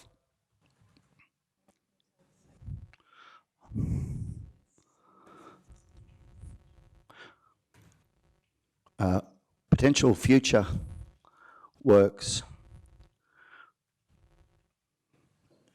in Kingaroy Street South. Full stop. Mr. CEO, in terms of the technical appropriateness of that motion, any suggestions as to whether I should change anything there before I move that? You're comfortable with that? Okay, I'll now move that. We will go into, obviously, debate if we get a seconder. Do we have a seconder for such? Councillor Duff, thank you. Okay, let's go into now speakers for or against. I'll open up as the mover in saying that I've received a growing concern from the community about the shared zone. I know I've asked the question before about the consultation process, and thank you, General Manager, for providing in your report the consultation that's been undertaken. Firstly, I want to acknowledge that the KTP team have done a tremendous job in endeavouring to consult and engage with the community, particularly including the workshops that were held and the community meetings that were held. I'm receiving feedback from the community, but perhaps they'd like to have another look at this one, have a say, particularly the people that live in Kingaroy, as to whether council should, whether they see that's the best allocation of resources at this point in time. I do note, as I said before, that there is a loss of 28 car parks in Glendon Street. I come in there most mornings between Monday and Friday, and it certainly is a very busy parking area in Glendon Street, at least in the morning session up until lunchtime. And I am concerned about that if we can perhaps look to progress Kingaroy Street South, whatever funding we can contribute to that, and obviously this wouldn't be the totality of such, that there's tremendous opportunity for us then to look at commercial and retail development in that strip into the future, and particularly potentially even professional offices, if we can get that dark fibre provision in there for future generations. So on that basis, the motion's there. I'm prepared to obviously provide more information if it's requested, but I'll now hand over to council. Anyone that wishes to speak for or against? Mr. Mayor, just grammar, sorry, before you start. Would it be the South Burnett Regional Council take a survey? Oh, yes, please. Yep, sorry. Thank you, Mr. CEO. Or South Burnett Regional Council, because I think we do it. conduct a survey conduct a survey of the residents? of the residents, yeah. Yeah, I'm happy with that. Thanks, Mr. CEO. Councillor Duff, are you happy with those few little changes there? And report back by when? And report, Given a survey, you would need a definitive and report back to which council meeting? yeah, I'd report back to the July Infrastructure Standing Committee meeting. Sorry, can we make that August? I'm just thinking it's always in the first week of the month, isn't it? So if we can make that August, that'll give us the time to organise and get it out and get that feedback from the community. Okay, speakers for or against. Councillor Jones? Yes, Mr. Mayor, understand what you're saying in regards to Kingaroy South Street and all that sort of stuff. Just a concern about getting the correct information out for this survey. If you're going to put a survey out in relation to the capital commitment on the above ground shared zone, I'd like to really get that very clear in what the expenditure would be in and around that above ground, which I believe that we've got a very detailed design for that. Car parks, in your reference to your car parks, also I'd like to have the information provided on the future plans for behind Haley Street across the road from the shops. Yes, I know we're going to lose 19 or something here. I think you referenced there before, 77% and all that sort of stuff, the figures that you quoted, and totally appreciate that. Yeah, so for me personally, I was always of the belief that in discussions that we've had previously, and you are correct that Councillor Shoemaker raised concerns about Kingaroy South, and I don't disagree with her comments around that and in coming in, but me personally, I thought that as a council we could finish this project and then look at funding that in the discussions that we had. I thought we were talking about looking to fund that in future budgets, knowing that it's only one block, two footpaths, I think, say 100 metres either side. In the talks that we're doing down around Blackbutt at the moment, I think that'd come, if it was more than $1 million, it wouldn't be much over. I think it might come in, we could possibly do that under $1 million. It all depends, I don't know. That's just on, don't hold me to that, I'm just going on what we're discussing in Blackbutt at the moment. So I understand, yep, you're getting community. I've got to say that I haven't had anybody say anything to me in regards to this, but so obviously they've gone to you as the contact and the head of the council, and fully appreciate that. But yeah, as that motion reads, I would like some further discussion and information, understanding what information would be provided in that survey question, I guess, moving forward. Councillor Shoemaker. Yes, thank you, Mr. Mayor. I just had a couple of questions, probably for GME, and just in relation to the BBRF grant that we received from the federal government. It was my understanding that a big component of that grant was actually attributed to having a shared community space where community could come together and engage, and events like Bacon Fest and other key events that we hold in the region. Really, Glendon Street was about providing a shared space that could be easily shut off for markets or activities and really activate the space that we're transforming here in Kingaroy. Can I just ask you to confirm, am I right there that it's actually like a key funding priority of the KTP project to deliver on the Glendon Street shared space? Through you, Mr. Mayor, yes, it is. So it was the part of the human and social element that we loaded with the program. It is a condition of your current funding agreement. So if you were to alter that, I honestly can't tell council how it gets altered. I don't know, but it's in, yeah. Yeah. Thank you for confirming that. Mr. Mayor, I understand I understand the motion you've put forward, and to be honest, as the Division 4 Kingaroy councillor, absolutely. I door knocked a third of Division 4, and the tired section of Kingaroy Street is a priority for our region. I absolutely believe that. I know we've talked about that as a council, and it was part of the KTP resolution that council would scope that project and would put together a detailed costing so that it could come back to council for consideration.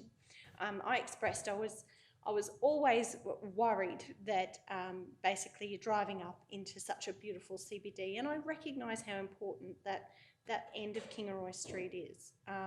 However, the information that I've been given was that, there hadn't been a lot of investment in that area, and that the previous council, which certainly Councillor Duff, Councillor Froloff, Councillor Jones and Councillor Potter can provide some more context for us, but it was my understanding the previous council had decided that there had not been enough investment in the south end of Kingaroy Street, and for the time being that you, the councillors in this room, made the decision to focus on the centre part of Kingaroy, the CBD section of Kingaroy. I am not supportive, and I won't support this motion, not because I don't believe in community consultation, but because I'm really worried about the expectations we create. And I'm also worried about the voices that it's really easy to be negative, and I've seen so much of that, and I think you've seen through the breakfast this morning, we've got a Kingaroy Chamber of Commerce and a business community who is screaming out for some positivity, some reactivation and some change here in Kingaroy. And they're working hard on that. And I don't want to keep starting and stopping. The reality is this council has endorsed a budget and a project plan, and we've all had an opportunity to express our views about that. We're going forward. Shovels are in the ground. It's happening right here, right now. And I feel if you stop, if this council, if we're going to be a council who's consistently looking at the decisions made, and when we don't agree with them or think there are other options, stall projects to go on another venture, I fear we're never going to get anything done. Now, regardless of what each of us individually might think, the community, the council, the Australian government has supported and funded the KTP project, which will be transformational for Kingaroy. And Kingaroy Street South is definitely a key priority, certainly while I'm here, and certainly I know Councillor Potter shares the same view. We understand the importance of that end of town, absolutely. But for now, I worry doing a survey, spending money and resources on asking questions, reigniting the conversation, which will bring out all sides, all versions, all discussions. I'm just not prepared to do this constantly to our community. We've made a decision. It was started by the previous council. Shovels are in the ground. We've all been a part of that. I think it's go forth from here. Certainly, I think you don't have to have a survey to understand the needs of the residents of Kingaroy. I think I understand them quite well. And certainly Kingaroy Street South is a key priority. Absolutely. I don't think we need a survey to tell us that. Unfortunately, the Kingaroy transformation project has already been scoped, money's been invested, people are digging up the street right now as we speak, and that project is well underway. Thank you, Mr. Mayor. Thank you, Councillor. Councillor Potter. Thank you, Mr. Mayor. Totally agree with Councillor Shoemaker and Councillor Jones with regards to this. Now, the community groups that I've spoken to, that I'm a part of, and the different organisations that would be using that shared zone have spoken to me, telling me how excited they are to have this space where they don't have to worry about too much about the traffic management plan, because we've got the bollards that will make things a lot safer, a lot easier for things to go ahead. When we're talking about community activation, as Councillor Shoemaker said, with regards to markets and things like that, that aren't happening now, but they could happen in the future, because Councillor Shoemaker and I have actually spoken about this and activating that space and getting the markets back into the area and getting the community use into that space. I do feel that we are going backwards. This is a definite backward step. We need to look forward to the future. That's what we need to do. Look to the future, not look back. Thank you, Councillor Potter. Other councillors? Councillor Henson. Thank you, Mr Mayor. Yeah, look, I've said it before, build it. I mean, there's been that much consultation and the work our managers have put in and the design that was scoped for this. The funding was approved because it was a shared zone and there was a lot of work went into this with the previous council and the previous mayor. And again, credit goes to that council and the mayor for that. Without that, this wouldn't be happening. I drive these streets every day when I come to Chambers or to town, and I get excited. And I came up to the roundabout in Glendon Street and Alfred Street only a couple of days ago, and I thought, holy ghost, how good is this? They now moved around the corner. I remember a conversation I had with Tim Lowe, our manager in his department, with what is under the ground there, with the development and the plans that are in place for that and how it will look will be absolutely sensational. Yes, we have a plan for the car park up on the top side of Haley Street. We've spent beautiful money on the car park behind the Commonwealth Bank. We're going ahead in leaps and bounds. I honestly believe, can certainly agree with Councillor Shoemaker and Councillor Potter. Of course, Kingaroy South Street has got issues down there, but that needs to become a separate project in itself. And I think on the back of the KTP project, once this has started and starts to form into what is on paper, people will see, and we can work off that to complement the KTP project that's going on now. And if we can get a project ready for Kingaroy South Street, and it'll run off the back of the KTP, that we will make look sensational. And anything else that comes to council in the future, I just think, yeah, consultation and a survey on this. We know what's going to happen down in Kingaroy South Street, and there's a lot of work to go on there, and there's a lot of funding to be found, but we will find it. We will do it. We will make it happen. I am very confident in this council and our managers in each of our departments that is a work in progress. So, yeah, I'm sorry, but I can fully appreciate, Mr Mayor, that your conversations that you've had with certain people, but I can't be supportive of this motion. I'm sorry. Thank you, Councillor Henson. Councillor Duff. Thank you, Mr Mayor.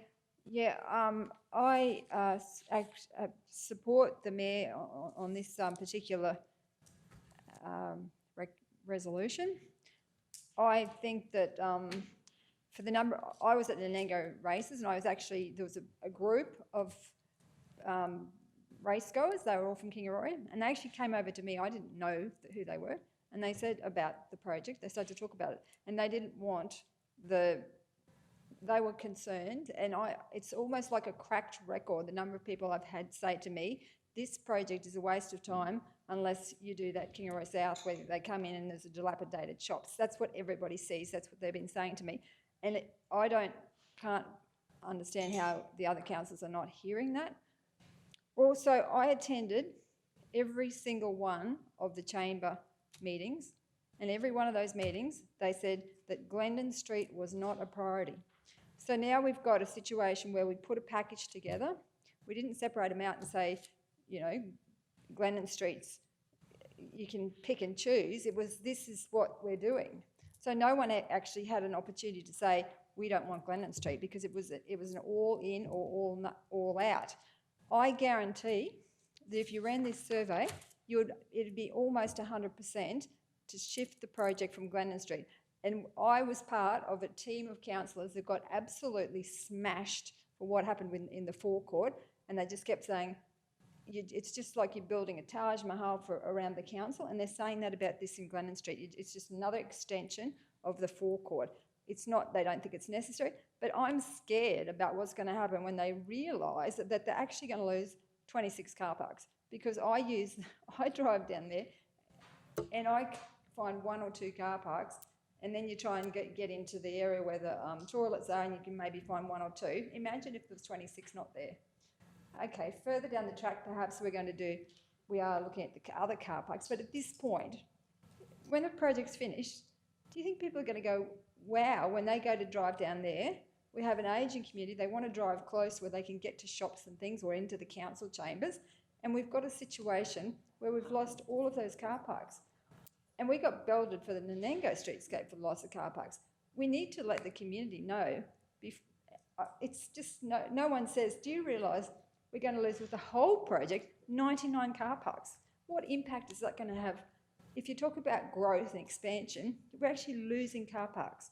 So for me, 91, I think it was scary. But when I saw that we're losing 26 in Glendon Street, it just blew me away because like I say, we've got people who just, the expectation is that you're going to be able to find a car park. So where's that gap going to be filled until we build the other ones? So I'm concerned about the pushback we're going to get when we start on that project, because I've had people say to me, and the Chamber said it to it, the Kingaroy Chamber said, Glendon Street is not a priority. So I support this opportunity. And also this morning, the presenter, Neil, said that we needed to be active, and we needed to, if we didn't think something was right, we needed to nag. He actually said the word nag. So I absolutely think we need to have robust debate. We need to get this right.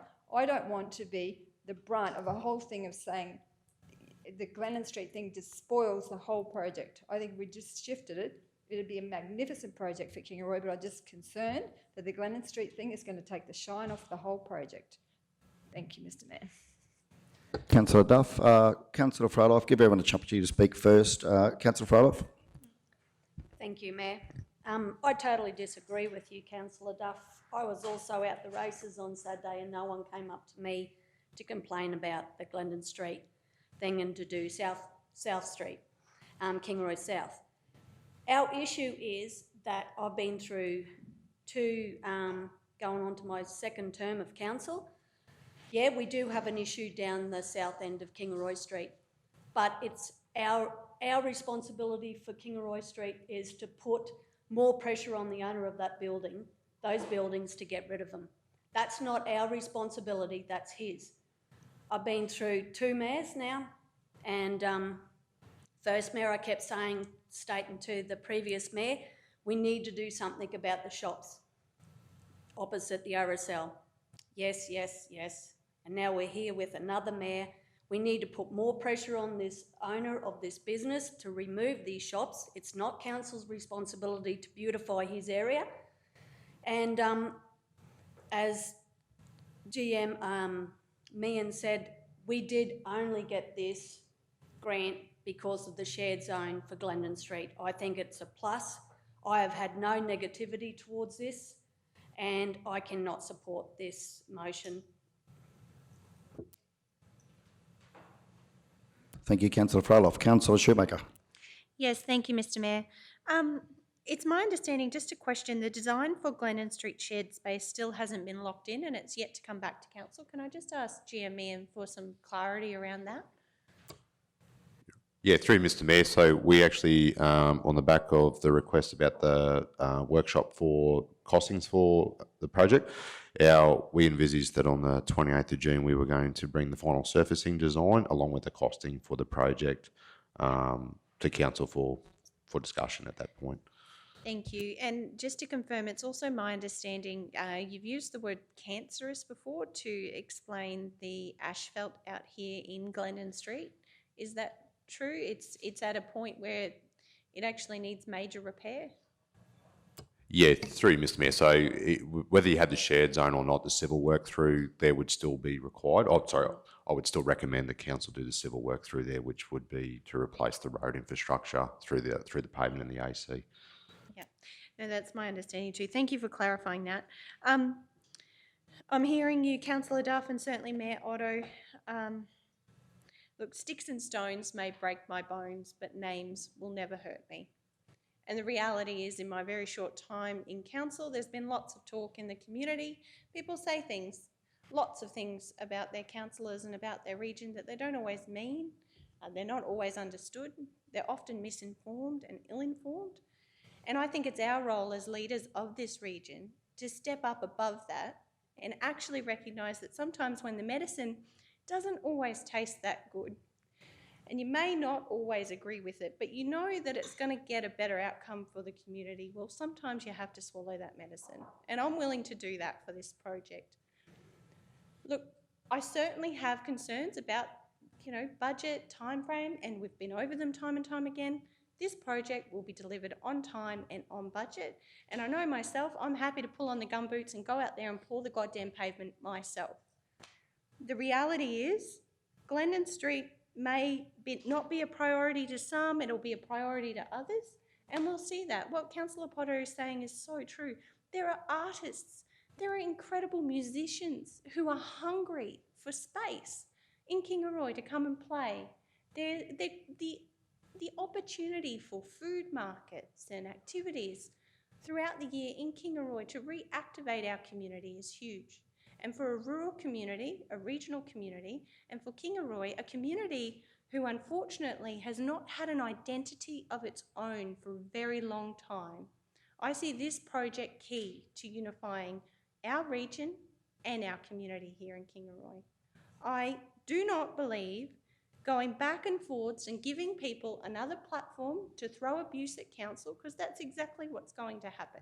You open that door, and with all due respect, Mr. Mayor, I'm sure we will get 50,000 reasons why we should change our minds, why we should invest in Kingaroy Street South instead of Glendon Street. Look, I probably would have thrown them up too 12 months ago. I'm a resident here in Kingaroy, and in the previous council had very few conversations with people like yourself, Councillor Duff, about the project. Somehow, this council decided, you were a part of these decisions, you decided that Glendon Street was the core focus. Shovels are in the ground, we can't go back on a decision that's already been made. This is where I'm very confused, very confused. I just think I think our community deserves better of us, to be fair, Mr. Mayor. I really do. We are the leaders of this region. If we're going to stop and start and go back and forth, and it's just ridiculous. I'll just intervene there. Thank you, councillor. That's your 3 minutes at least. Okay, any other councillors wish to speak on a second occasion before I wrap up? Okay, I'm just going to reply to some of the comments. Look, first of all, I brought this motion at the request of the community. I've had people, and these aren't misinformed, ill-informed people, Councillor Shoemaker. They are people who attend our churches, that I have spoken to in churches in Kingaroy. They are people who are good-hearted, soul-to-the-earth people who've lived here for a number of generations. They live in Kingaroy. They are school teachers from some of our most notable schools who have approached me and have asked the question, what's council planning to do in Glendon Street? So I have shared with them this plan. Now, let me say, I fully support the KTP project, always have. I didn't support the motion to approve the design and the extra funding, although I fully respect the decision of this council, as I always do. However, this is not my motion. This is a motion that I bring on behalf of people who live in Kingaroy who are concerned that the $600,000 that we are going to spend on this furniture above the ground, in their view, is a concern. They would like more information. They would like to make sure that this is broadly what the majority of the Kingaroy people want. Now, I have heard stories about previous mayors copping criticism over council spending a lot of money in the forecourt and nowhere else in town. And if there's criticism over the shared zone, I'm happy to wear that. That's what you sign up for. That's part of the job. But what I will not accept and what I will not support is not going out and making sure that our community are fully informed as to the decisions that we make and that we do have the broad support. And Councillor Potter, I understand that we want to have a successful Bacon Fest in that facility. I understand, Councillor Shoemaker, that we need somewhere where we can have markets and art activities and that there are other groups in Kingaroy. I'm representing the people on the ground, the residents that live here, who have come forward to me and said, Mr. Mayor, we would like more information about it. We would like to know what the general public of Kingaroy feel. Would you take that to council? We would like to see a survey done. That was a request from me. Now, I can name the people if you'd like me to give you their names, but I won't do that in a public forum. But that's exactly what the community have asked for. And Councillor Shoemaker, you're shaking your head, I'm not sure why, but that is what they asked for. Now, in relation to a couple of things. First of all, it will be 28 car parks, Councillor Jones, not 19 as you quoted, that will be lost in Glendon Street. Now, I've spoken to the two commercial operators at the northern end of Glendon Street. They are concerned about the loss of car parks. They've expressed that to me, and I've directed them to the project management team to have that conversation. I'll be keen to know where that's at. Many people that use the car parks out the front of this chamber are elderly people who access our library. Now, if we take car parks out the front of the council office here, that's going to make it more challenging for them to get to the library. And when we talk about the community saying, or the previous council saying, that there wasn't the investment in Kingaroy Street South to warrant, at this point in time, funding from council to support that. I would put to you that there's more investment in Kingaroy Street South, councillor, than there is in Glendon Street. We have in Kingaroy Street South a major service station, a pizza shop, a cafe. We have a major real estate agent. We have a podiatrist. We have a courthouse. We have a transport office. We have a bakery. A number of businesses in that street. I'm bringing this forward on behalf of the good people of Kingaroy. It's to find out what the community are feeling on this, because I am concerned that we've got to get this right, and I have absolutely no question, and the community members that have come to me absolutely support the road, the footpaths. They absolutely support the pavement rehabilitation. They spoke about asbestos in the pavement materials. Absolutely support that. This is simply about the $600,000 that is going above ground for those shade structures in the shared zone. That's all this is about. This is not about the underground pipes. It's not about the road. It's not about the footpath. It absolutely needs done. You walk up the road and you see the pavement's breaking up, the footpath is a mess. I know that we've got underground asbestos pipes. That needs to be done. Everyone wants that. Everyone supports it. But the community are asking questions, and they're hearing the commentary about the capital projects that council's facing moving forward. And I hear you, Councillor Henshin, say we will find the money for Kingaroy Street South. But let's not forget, we've got a lot of big capital projects on our plate facing us. And if we can redirect that $600,000 towards $1 million, or whatever it will cost, Councillor Jones, as you said, to do Kingaroy Street South, if that's what the community feel is a better investment, I would rather get it right now than be in a position where we've got to find that extra funding down the track, and a challenge to do so with the future capital commitments that we've got. This is simply to find out from the community. Many people have said to me, we didn't really know what's going on in Glendon Street. Can you share it with us? Many people who are residents living up the back blocks or on the edge of town. I've simply shared that with them. I've brought this at their request, and I'd commend this motion to council as part of our proper community engagement on this project. But in saying that, I fully support KTP. I've lived in Kingaroy for many years. I absolutely support the community. It is tired. This needs to be done. I commend the previous council on bringing this project to fruition. All I'm saying is that this shared zone needs to be, we need to make sure that we've done our community consultation thoroughly on that, and the community are telling me they'd like to see more work. It's as simple as that. Okay, I'll wrap that up there now. Let's put it to the vote and move on. Those councillors are in favour. Those against.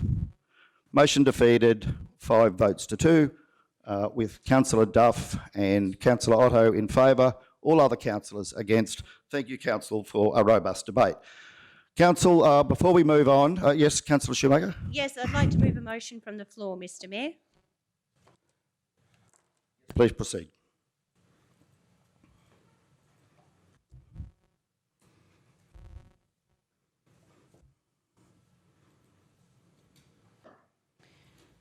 That council, upon receiving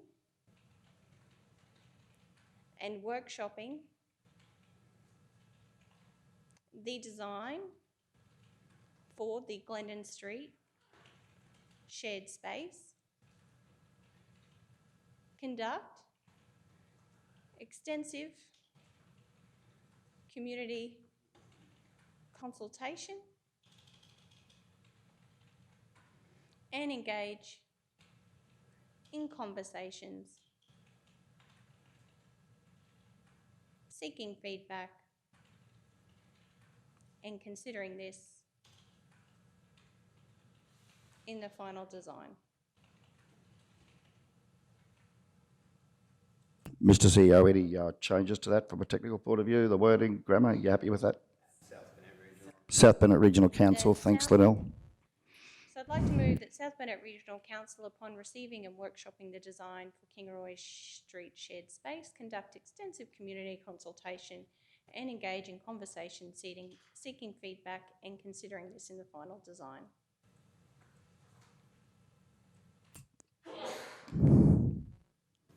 Thank you, Councillor Shoemaker. Do we have a seconder for such? Thank you, Councillor Potter. Councillors wishing to speak for or against, and Councillor Shoemaker, please proceed. Thank you, Mr. Mayor. In your last motion that you put up, you spoke about the capital investment in Glendon Street. And I don't think the focus of any discussion about our shared space, a space where we want our community to come together, should lean in on the capital investment first. It should really be about the design and the activities and the things that we want to see happening in that space. And I think the Kingaroy Transformation Project, our office in the main street, our staff on the ground, there's plenty of opportunities, our community reference group meetings, there's plenty of opportunities when we've received that final design for the Glendon Street space to actually have a conversation about whether that's fit for purpose. And I know a lot of that work has been done. It worries me that you say that people aren't aware of what's happening in Glendon Street, and it's probably because, well, to be honest, council hasn't bedded down that final design yet. What you have there was a concept that was shared. It's, as GM Meehan said, it has to come back to council later in June. And it's part of our process to have conversations, seek feedback and advice. I think the design that we've got is good. It's a good start, and this sort of just reinstates council's position on terms of always being open and honest and having active conversations in our community. So if you're concerned about the conversations or the consultation that happens around Glendon Street, well, this makes that official. I believe that would have occurred anyway, but. Okay, other councillors wishing to speak for or against the motion? Councillor Duff. Thank you, Mr. Mayor. I'm speaking in favour of the motion. I'm disappointed that we couldn't have got the first one up, because I think that perhaps the project, I'm quite sure if we did extensive community consultation around it, they would have preferred to not have that shared space at all. But I do believe 100% that now that is a done deal, that we absolutely need to consult, and perhaps when they look at it, the community might say, well, maybe we don't want to lose all those car parks, maybe we need to do it differently. So it is still an opportunity to give them a chance to have a say, and I don't think that the community has been extensively consulted on that particular Glendon Street project. And also it would, yeah, like I say, I'm supporting it. Disappointed we didn't get the other one up, but certainly supporting extensive community consultation. 100% believe in it. Thank you. All right, thanks, Councillor Duff. Councillor Jones. Yes, thanks, Mr. Mayor.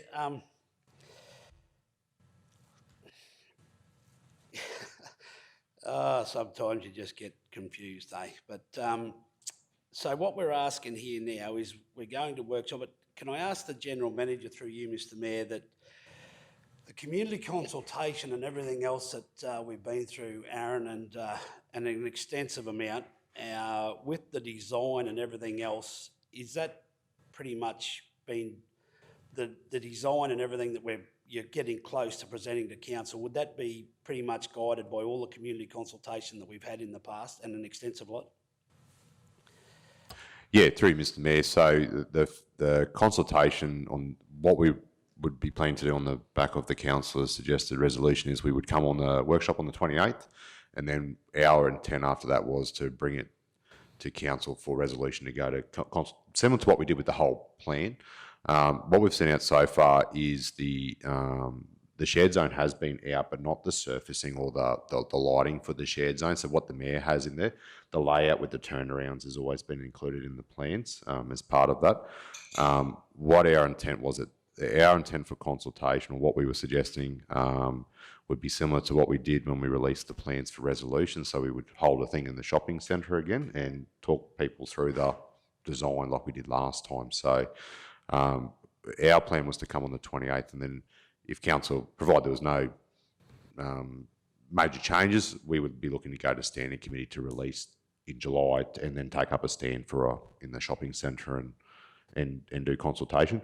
We were looking to run something in consultation with the art spaces also for the other. There's probably three areas that we're looking at. So you've obviously got the shared zone there. You've also got the section up near the Combank and over near the rail trail, where we marked on those plans that would be open for feedback for community art and those sort of things. So we were sort of going to get ready to try and do that as a package if we could, so that you go out for one consultation. So I'm not 100% sure whether the guys would be ready for that, but my understanding was young Cody's got that project, and they were working to try and do it as a one-stop shop so you could get your final community feedback, because from our point of view, we'll be starting to seek into construction in the new financial year into those areas. So we'll be ready for some decision making in that period of time. So we'd like to get that done at the same time. That was, sorry, Mr. Mayor, if that answers the question, that was our plan to go forward with consultation to do the shared zone and the other community art spaces. Yeah, thank you. That's a good explanation. So if we continue to go out to community consultation, look, I totally get what everyone's saying. I'm not against community consultation. I've said publicly before, I said I believe you can have too much. But anyway, that's just my personal view, and I will say that's my personal view.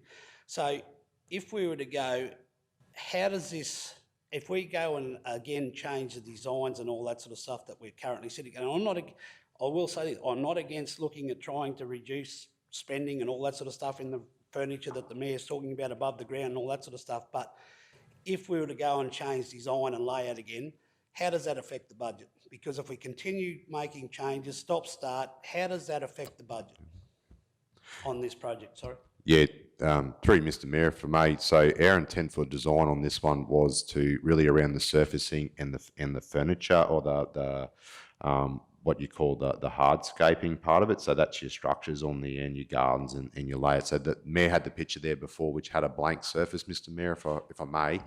That was to basically go through what the surfacing was through there and the lighting patterns. We've got a couple of different ideas. So we did speak about that was going to be a key element for our Indigenous recognition in the project. So we had some ideas around that. It's, how you might write some of the things in there. Our general budget that we're working to obviously was the 600K that the Mayor was talking about. So from the changes that we would be expecting from council would be probably more feedback on, have we got the right surfacing pattern on there? Have we got the right, the two timber structures at the end there, we were looking at putting some, without going too far into the design, is putting some significant landmarks into the timber structures at the end, if that makes sense. So so rather than just have your normal timber, you might have probably some key features of the South Bonnet made into the timber, So probably to answer your question, Councillor, our intention wasn't that there would be a civil design change. We would come with a surfacing and a lighting and a street furniture or artistic layout for council's feedback and community feedback that would fit in within the budget that's provided to us by council. So if we've got 600,000, we would present maybe one or two options where you might say, Aaron, we don't like that colour, or we don't like the lights that you have there. What changes can you make? Or you basically do what we did with the design. So we would not be talking about a layout change. This would really be around aesthetics. And big one for us is probably that Indigenous recognition was a key element that we do have in the design coming forward, and we were seeking feedback on how that's to be recognised within the project. So similar to what we would do in the art spaces, what does the community want to see as surfacing? Do you want to see Indigenous art? Do you want to see lighting? Do you want to see geographics? What do you want?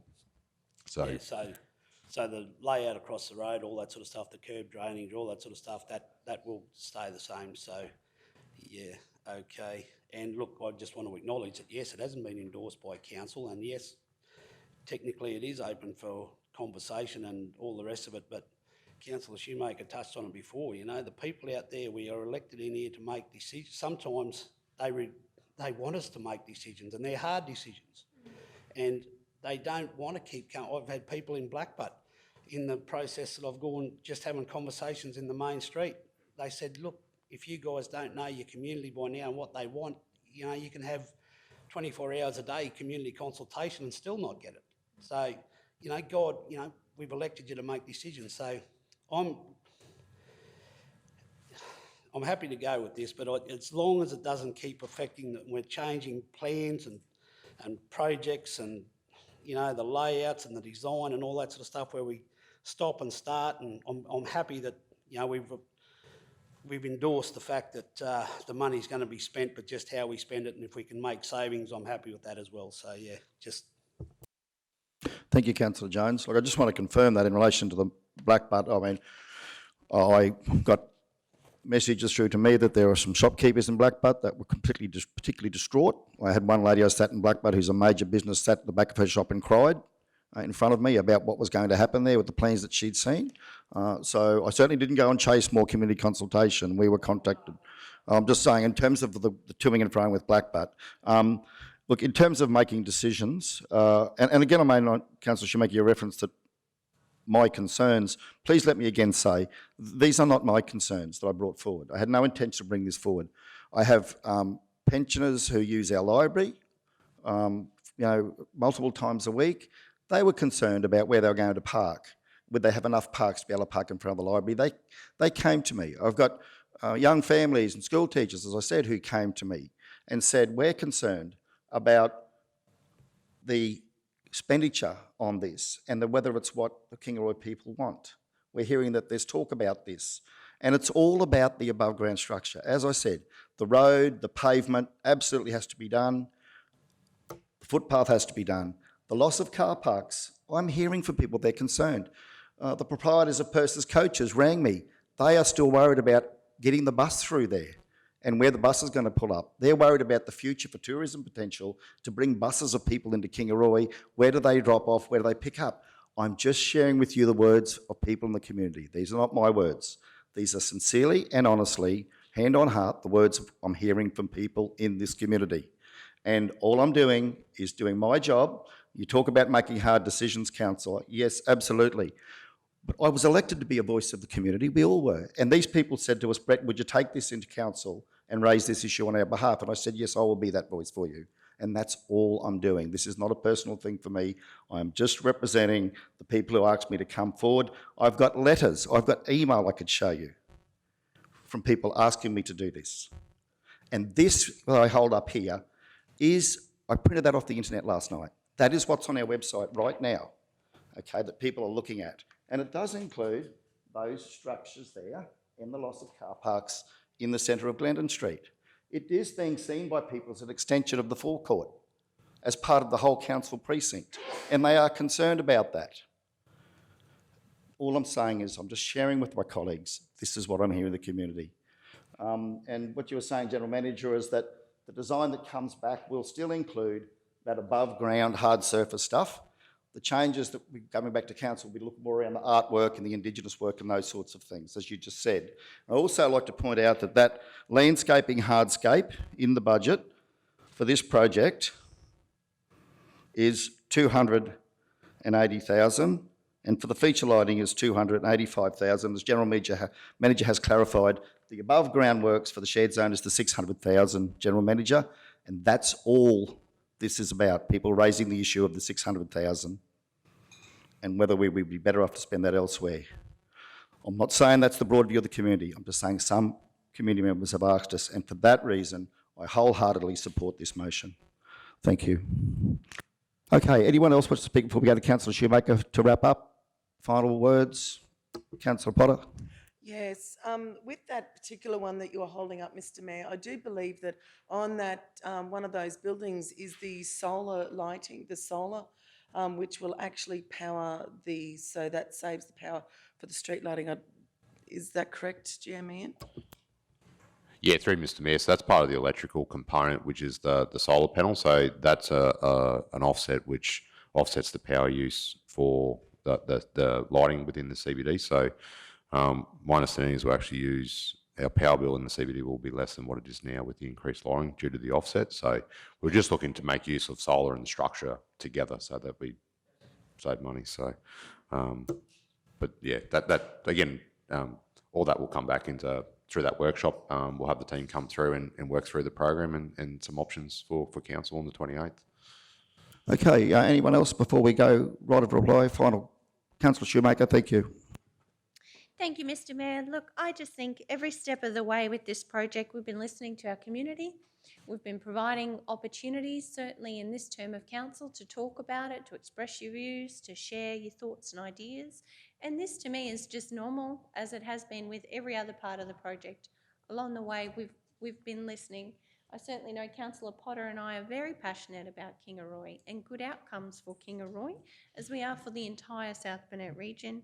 I think it's always been our intention to talk about the design, Mr. Mayor. It certainly wasn't, I wasn't thinking we wouldn't. We've done that all along, and certainly, as always, happy to hear the feedback. I do agree with Councillor Jones, though, that sometimes there are many reasons that make up a decision that a councillor has to make, and sometimes they're not all entirely easy to see or understand from the outside looking in. So I think sometimes you can have sometimes a little bit too much community consultation, and I am tired of this project being slammed. This is a state-of-the-art project. This is such an incredible opportunity for the South Burnett, and to hear somebody like Neil Glentworth this morning talk to the Kingaroy Chamber of Commerce and our business community about the potential dark fibre, the infrastructure, the activation, what is possible here in the South Burnett. It gives me goosebumps, honestly. We are setting up the next generation for their future, and I just cannot speak more highly of it. I think this is always our intent, Mr. Mayor, ears are always open and always willing to listen to our community. And I think had we have done this in an infrastructure standing committee meeting, this would have been an outcome naturally. So thank you. Okay, rightio, we'll put that to the vote. Those in favour? Carried unanimously. Thank you all. Okay, we'll move on to 10.1. Minutes of the Traffic Advisory Committee meeting held on Tuesday, the 16th of March, 2021, can be found at 145.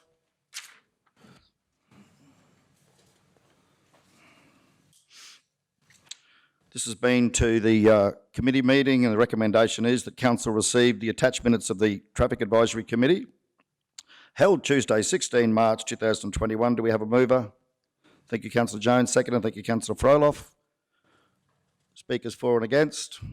Any comments on the report? Councillor Jones, thank you. Just quickly, Mr. Mayor, that they're all self-explanatory points there. We've taken them to the Traffic Advisory Committee meeting. We've conducted conversations with the police and all the emergency services, and most of those comments are pretty self-explanatory across most of those. Some may be still open there, I think. Then the item 3, Kingaroy Barkers Creek Road, Redmond Road intersection, proposed speed reduction. The police are looking at that sort of thing. So there's still that report is pretty much self-explanatory on the outcomes there from that TAC meeting. Oh, Councillor Duff. Thank you, Mr. Mayor. Just wanted to, I was going to raise it in the one about the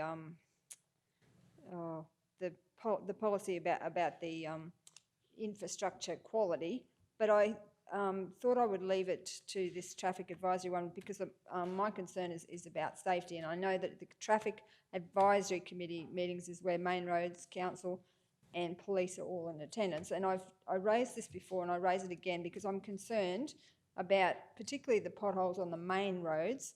And there was a case in Gundawindi where a person on a motorbike actually hit a pothole, had an accident, and proved a case against council. I just am concerned that where I'm going and I'm seeing these potholes and I'm getting feedback that it's taking a month to fix a pothole, and we're going out and putting circles around the potholes rather than actually fixing them. And so my question, this is a question, why is it taking so long to get to the potholes? What are we doing to fix the potholes on our highways and rectify this situation? Yeah, through you, Mr. Mayor. So I had a chat with the staff. When we make repairs on the highways, we make them in accordance with the Main Roads contract, which is run through a prioritisation methodology. So some potholes might be 2 weeks, could be a month, could be 3 months. So our role is to make sure we comply with the contract. As far as the paint marking on the potholes on the ground, we're not sure where. We're happy to probably, if you could provide some examples to us of where you're seeing that, Councillor. We had a discussion. We feel that some of the markings that we're seeing, majority of that is done by residents, I believe, not by council officers. So as far as with the potholes, we're not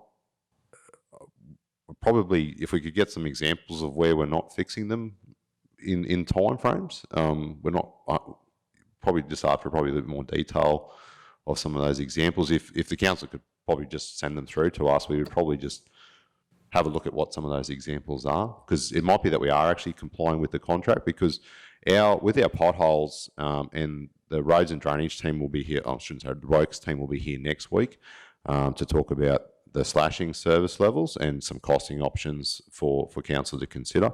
But they'll also be here to talk about the prioritisation of works as well. So if we were to fix every defect in a month, we could annihilate council's budget and the RMPC budget.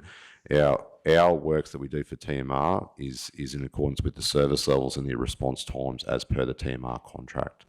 So probably after some examples of, if you're seeing excessive potholes where you don't think we're fixing them in time, we can probably provide some further information to you about that. Through you, Mr. Mayor, yes, I have examples of where we've provided feedback that we're actually going to do the pothole within a month. That's just custom requests. But I also have on that, in front of the Badooma Homestead, on that's a main road, there are 2 big potholes there, and I reckon that they've been there for the best part of 6 weeks at the minimum, probably 2 months. I hit them every time, even though I know they're there, but I just forget about them. But they are big potholes, and they're on a main road. So that's just one example, but I certainly could provide other examples, but also feedback from customer requests where we're not going to fix them for a month on potholes. And I haven't known a council that potholes, until this lately, that potholes weren't a priority. That it was, you didn't just jump in and mostly just fix a pothole, but to say that it's going to be a month, people just get, it just seems to be that we've, I don't know, to me we've dropped the ball on potholes. Right, okay, thank you, Councillor Duff. Councillor Shoemaker. Yeah, thank you, Mr. Mayor. I certainly just wanted to acknowledge the incredible, variety, the diverse amount of work that's happening from our infrastructure team, and certainly coming out of the Traffic Advisory Committee. It was great to read that DTMR have endorsed Council's concept plans for the project and upgrade of the Glendon Street, Markwell Street intersection for submission to the federal government black spot funding. That's current, and we're waiting for a funding submission to be provided when available. I know that's a significant issue for Kingaroy, so it's just great to see that through this TAC meeting that there are discussions, and then things are tabled, and then there are outcomes, and that we're actually actively seeking funding to fix that problem. So just wanted to provide my kudos to the team. It certainly highlights just the real diversity in the work that they're doing across our region, and significant focus on improving the safety for everyone on the road. So thank you. Okay, other councillors? Councillor Duff. Thank you, Mr. Mayor. I probably shouldn't have gone to that breakfast this morning, because part of he said to nag, and I just you mentioned before about the slashing, and I'm sorry that I'm onto it again, but I have a question. Are we going to get the roads slashed before we get into through this winter period? Because wherever I drive now, I see roads that are just not slashed, main roads and local roads. Are we going to get to the roads before we get through the winter and into the spring and the summer, where we start to then get into a situation where we have fire risk, and then we can't slash the roads because it's we can't put the slashes against the grass? So are we going to get them slashed before we get into that situation again through this winter period? Yeah, through Mr. Mayor. So just on the back of the discussion around the slashing, Kevin and his team, he'll have the works coordinators with him next week to take council through slashing. So I get that slashing is a long time issue for your councillor and for the council at whole. What Kevin will do next week is he'll come in and talk about the program, about how much we slash, where do we slash, John will be here also to talk about the condition of the network and what the program looks like going forward for the next couple of months. Obviously, we've had a little bit of rain where we've seen the grass grow. I looked at the program them yesterday. There's quite a concentration on main roads between now and the end of the financial year. So now that they've reached guideposts, we'll go through and be able to execute those works. John and Kevin will also give council some options around comparison of service levels. So prior to because our budget discussion is next week, we can give council an idea of if you want to increase your slashing or you want to do it an extra round, then we can value that and give you some options so you can make informed decisions. So the idea next week is that John will talk about the current service levels and program, and then that way in the afternoon when we talk about the works department maintenance budget, council can make some informed decisions on how you want to service level that program, if that makes sense.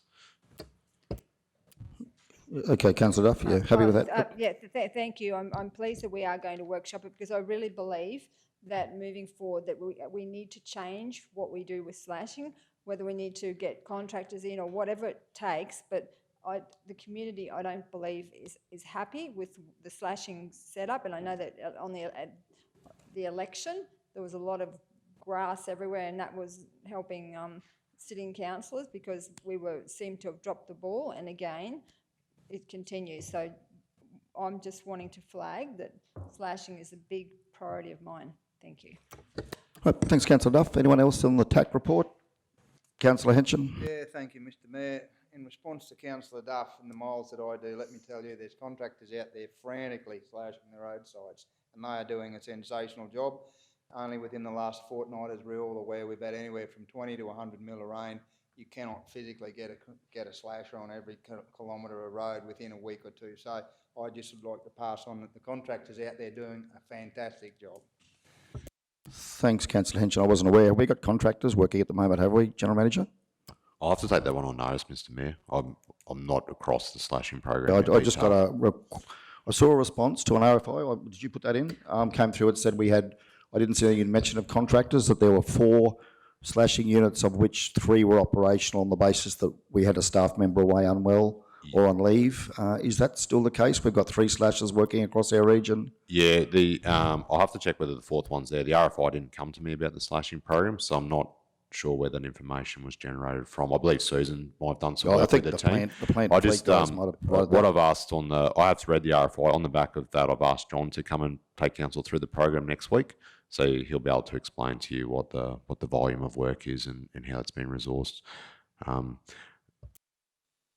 Good, thanks, GM. Look forward to that next week. Okay, anyone else on the TAC report? Okay, if not, we've got that moved and seconded. So those in favour? Carried unanimously. Thank you all. Item 10.2 is the Highsville footpath petition at 153. This has been discussed at a Infrastructure Standing Committee meeting back on the 5th of May.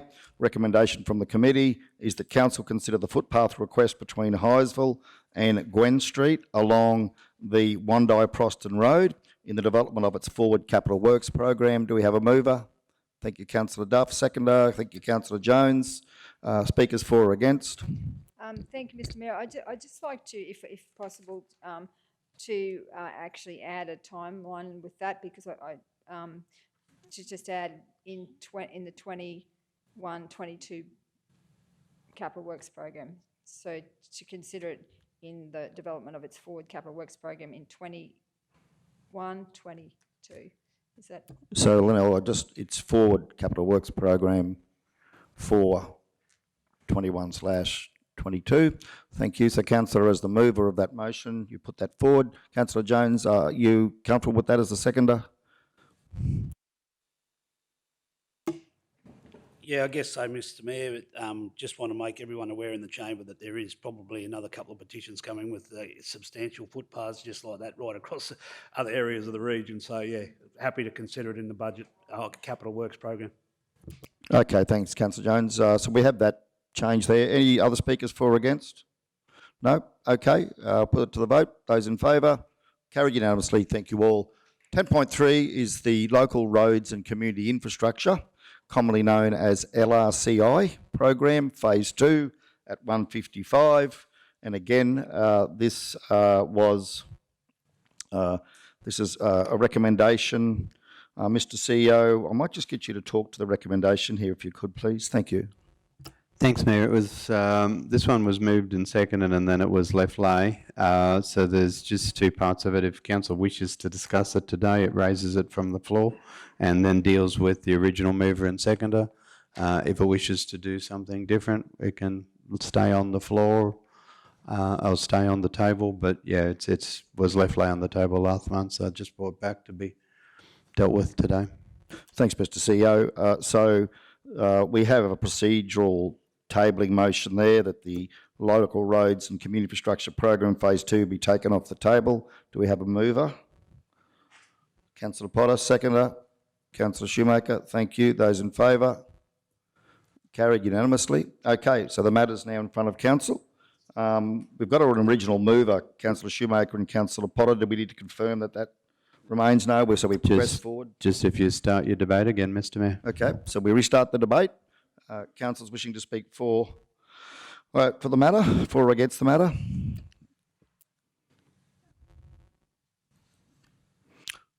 Okay, would councillors like clarification on that, Mr. CEO? I think it was the adoption of the phase 2 program, was it not, for the LRCI, which included 3 components: Blackbutt 750,000, 900,000 for Wondai Industrial Estate pavement overlay, and Harris Road, Kingaroy 300,000.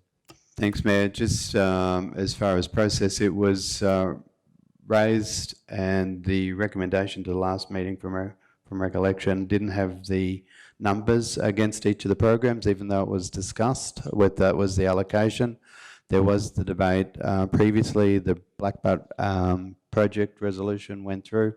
So this one was just left lay on the table basically for consideration until all councillors were in the room, and it was brought back this month. Thanks, Mr. CEO. Okay, Councillor Shoemaker. Yes, thank you, Mr. Mayor. I'm supportive of this motion.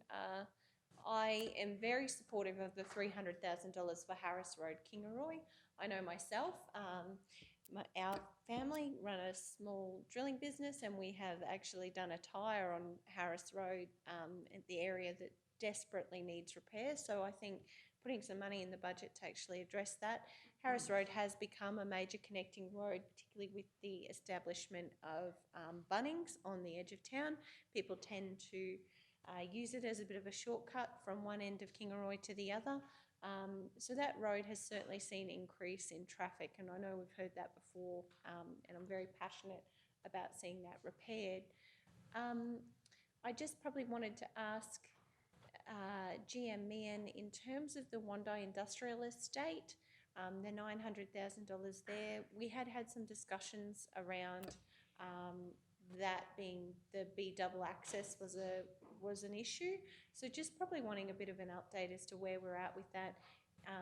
We had laid this on the table. It was my intention at that last meeting to better understand that Wondai Industrial Estate works. So certainly any update that you can provide would be appreciated. Yeah, through you, Mr. Mayor. So just in relation to the Wondai Industrial Estate, we've completed the work for that. The Standing Committee report has actually been presented in draft now to me. We've priced that work to make that B double access through there and do the asphalt work. What we'll be suggesting to council is that the 900,000 is a valid number, but what we're recommending is that $60,000 extra be allocated through the project savings in the fourth quarter to enable the B double access to be provided through the intersection. So the total price to do the overlay and to upgrade the intersections to make B double is in the order of $960, which is the total project value. So we would be seeking for the Wondai, we'll be suggesting to council that $60,000 in project savings through the works department be allocated to that project to enable the B double access through there. Young Cody will be quite fit. He's out on the ground this afternoon, just talking to the businesses around just some of the considerations that they might have for their B double access.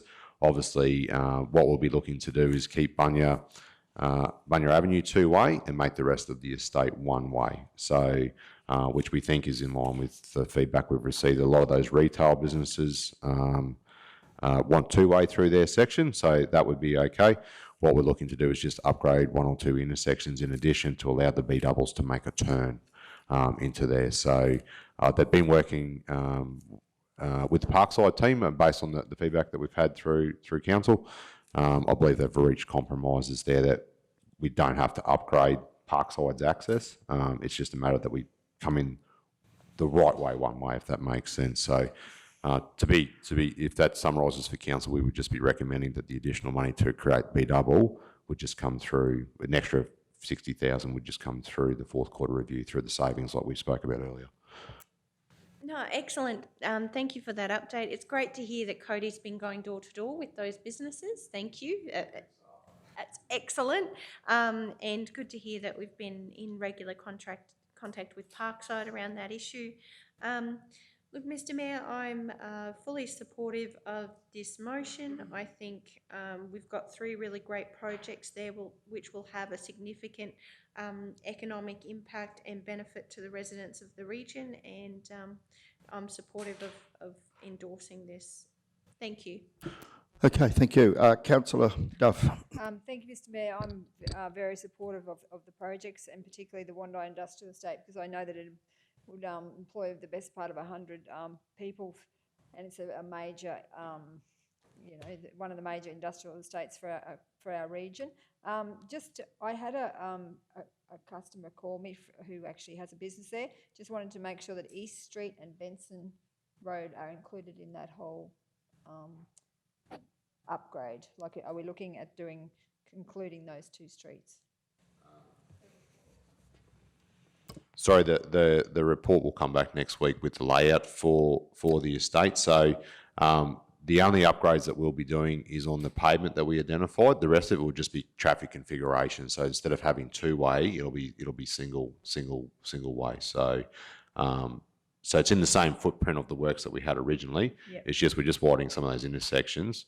And once you get past Bunya Avenue, the estate essentially becomes 1-way. So there's one vehicle on the road through there. So it'll go in a clockwise direction, if that makes sense. Thank you, Mr. Mayor.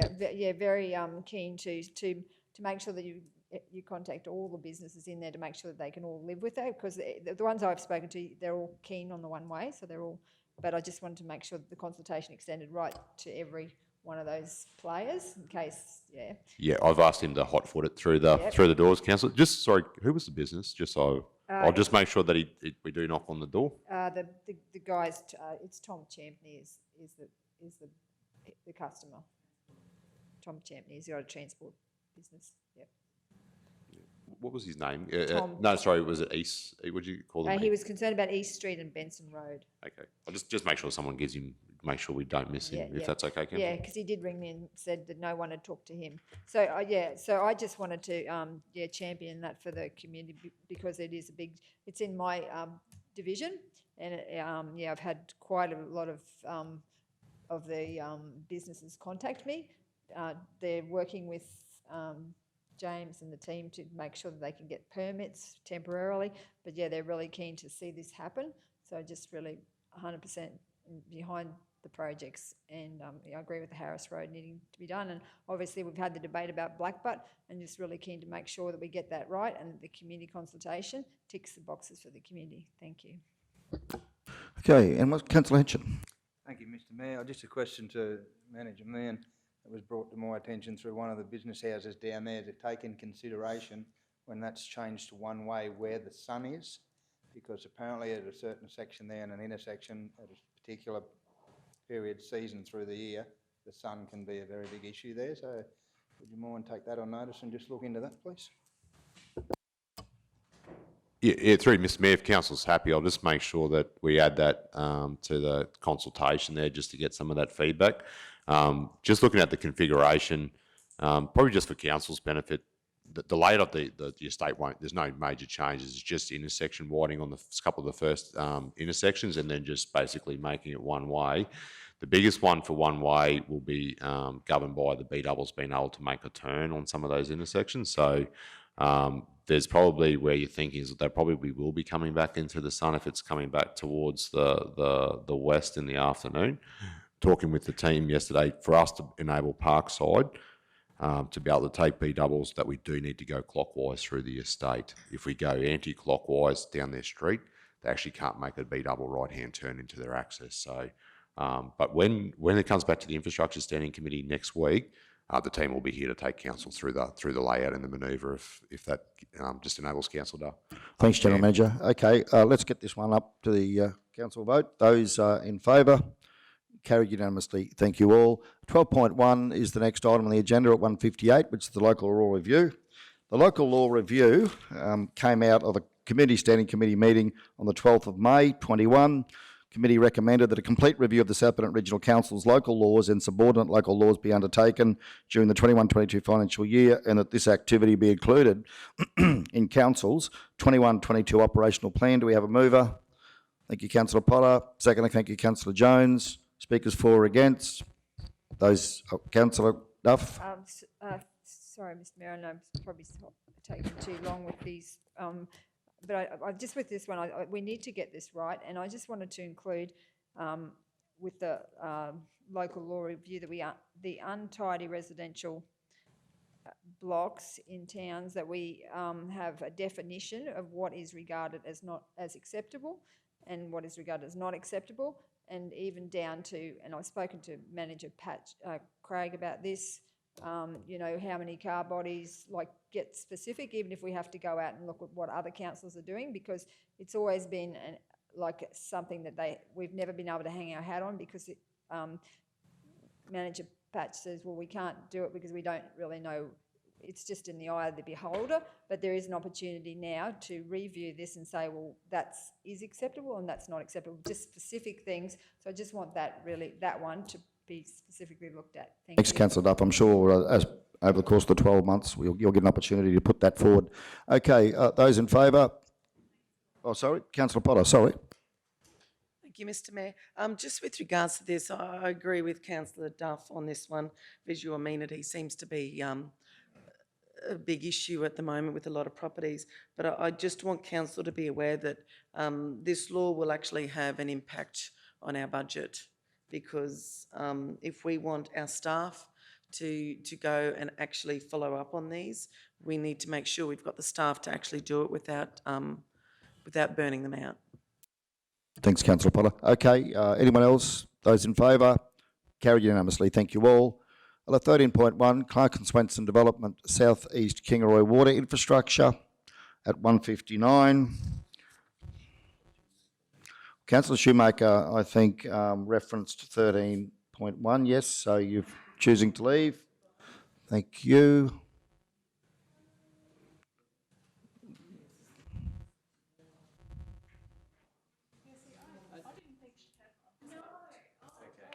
Yeah, so we've got 13.1 on the notes. Did you want to change that, Councillor Shoemaker? Yeah, no, my apologies. I thought we were talking about the release of restricted funds for that's later. I've got the wrong number there for the Clark and Swenson Estate Development.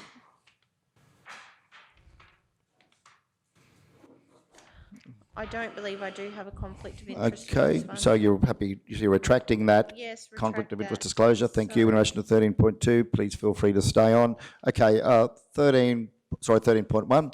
Okay, 1:59, Council. Okay, so this has come up from the committee. Committee's recommended that Council advise the developer that Council is unable to advance funding to commence these works due to other network priorities, and advise the developer that they can build their own infrastructure to service their development only, and consider options for staged delivery of components of the planned trunk water infrastructure for Kingaroy, including option 4 of this report and its 10-year capital works program.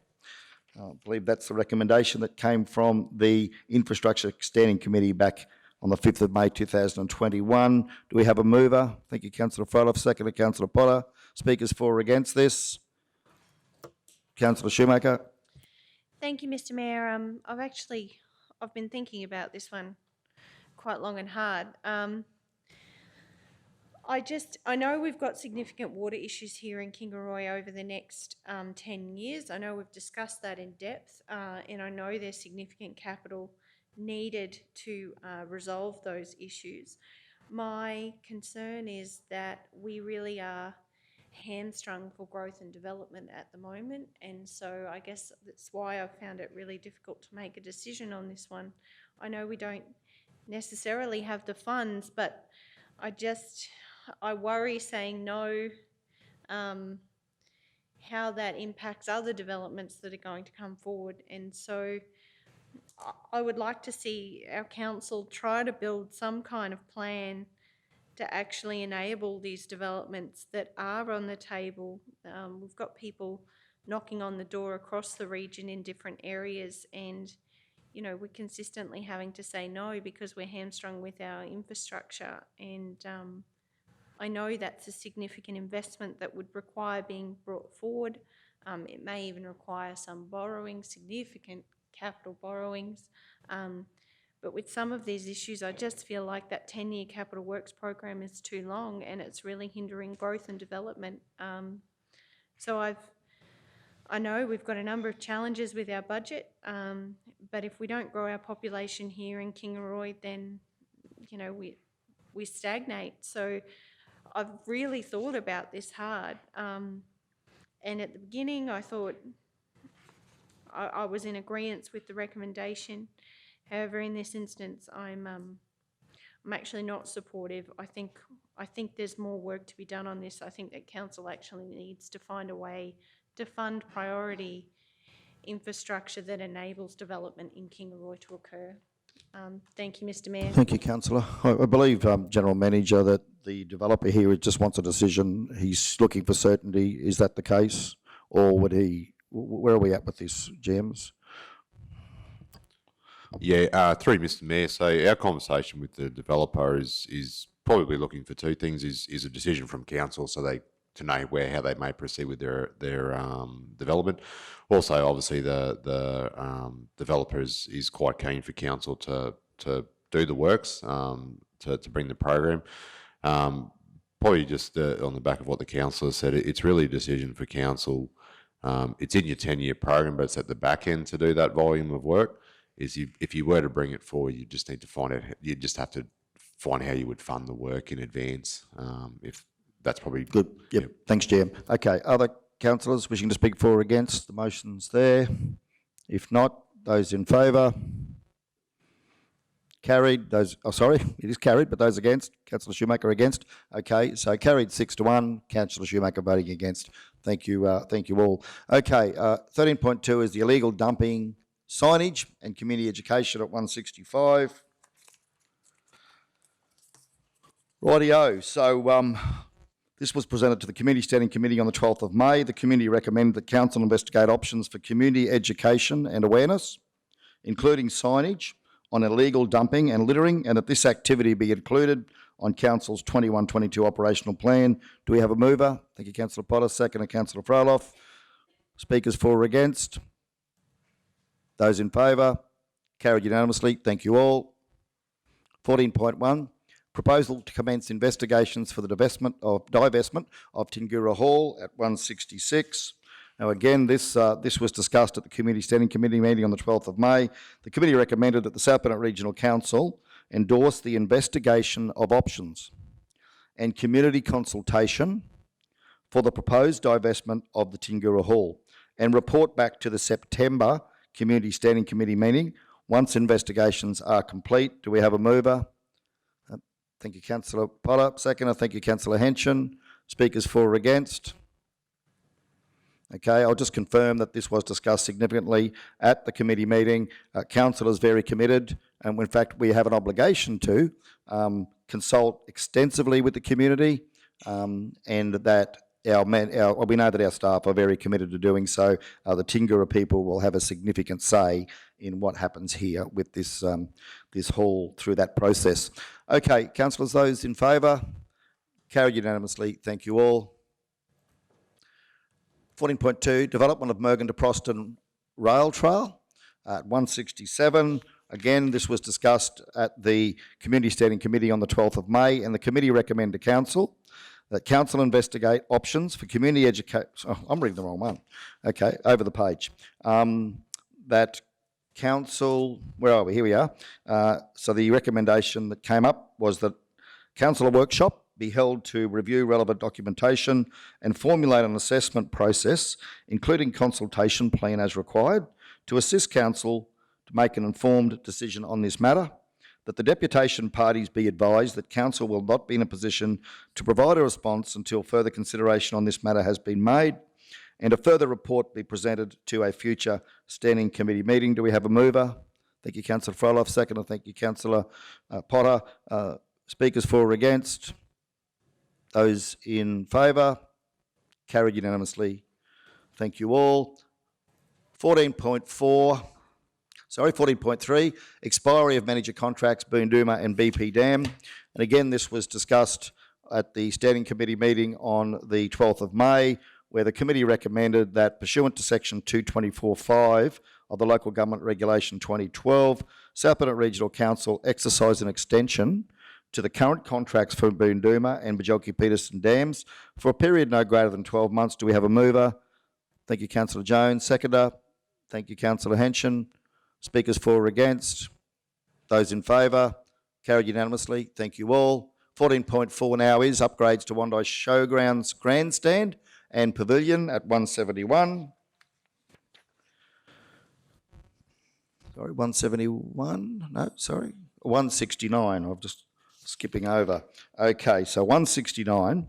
And so the recommendation here is that council award tender SBRCQ-20/21-18 to Hawley Constructions Proprietary Limited for the Wandai Pavilion Grandstand demolition and reconstruction as per their tender price.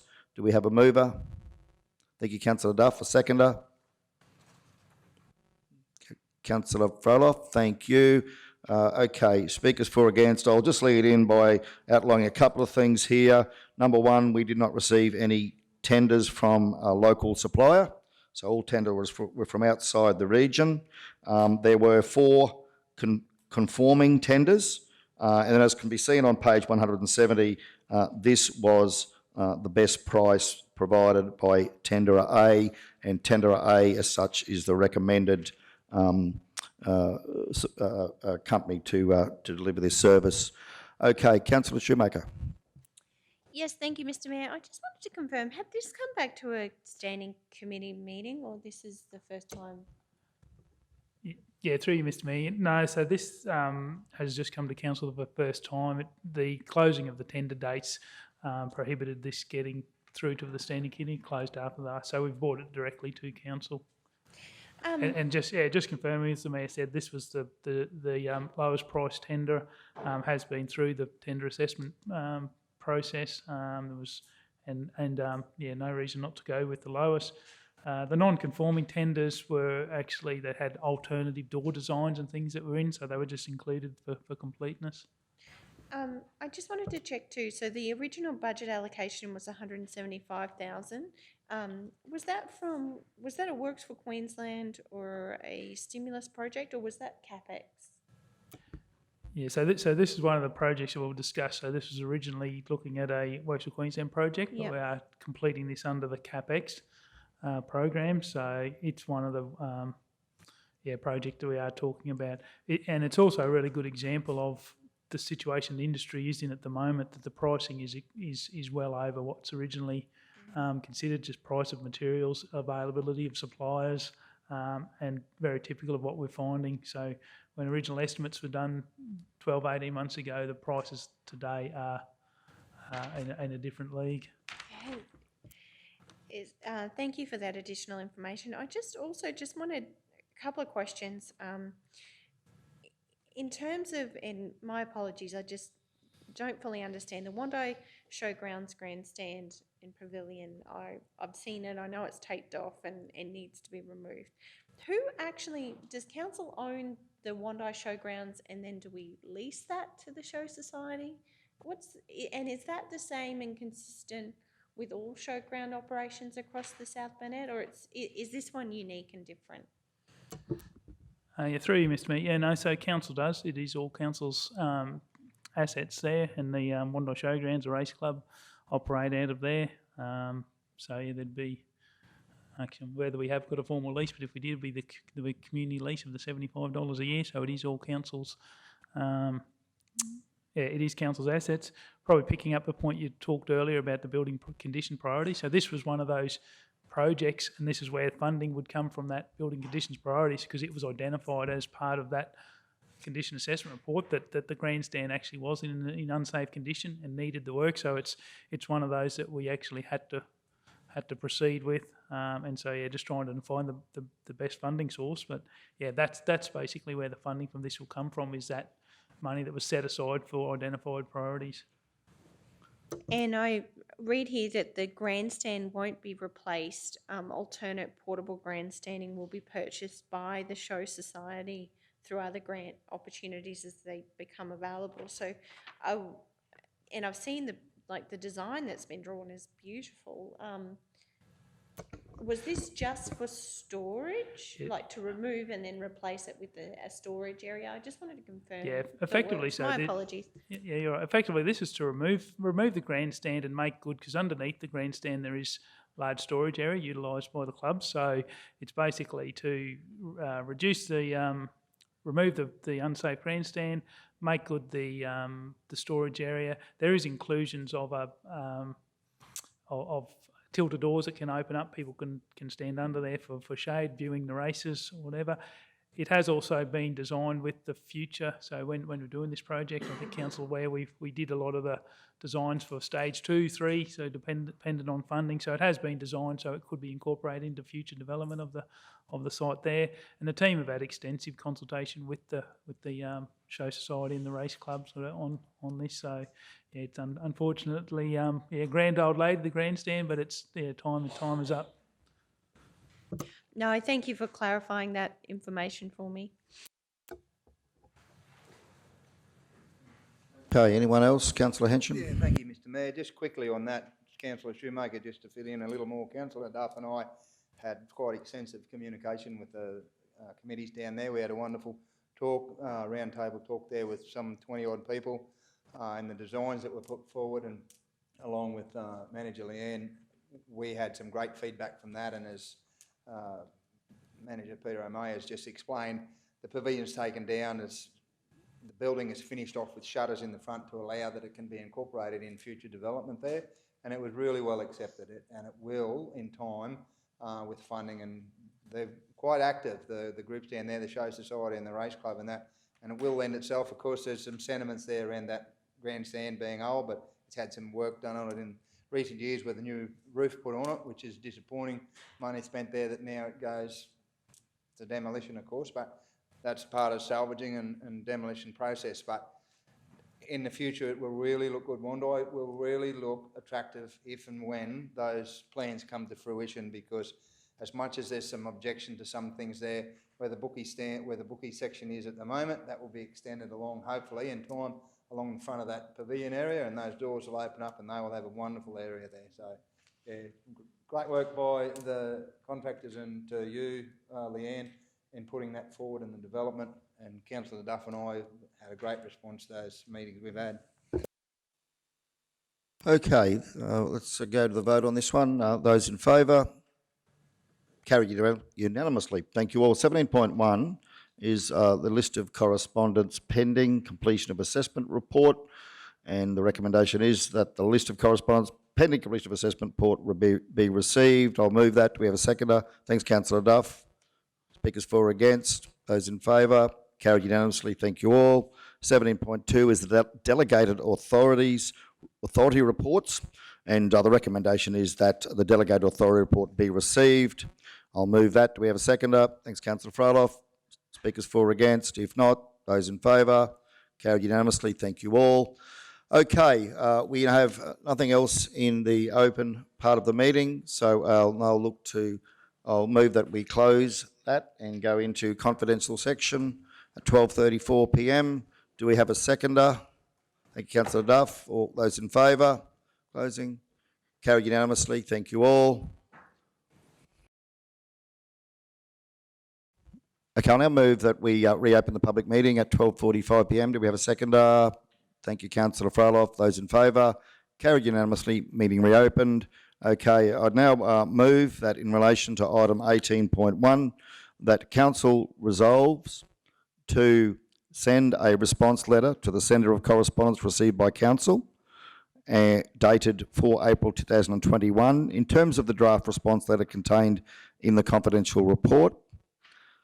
And Council resolves pursuant to Local Government Act 2009, Section 257, to delegate to the Chief Executive Officer of Council the power to negotiate with the sender of the correspondence received by Council and dated 4 April 2021 and other relevant parties regarding a non-legally binding memorandum of understanding which is to be presented to Council for consideration and decision whether to enter into the negotiated MOU. Do we have a seconder?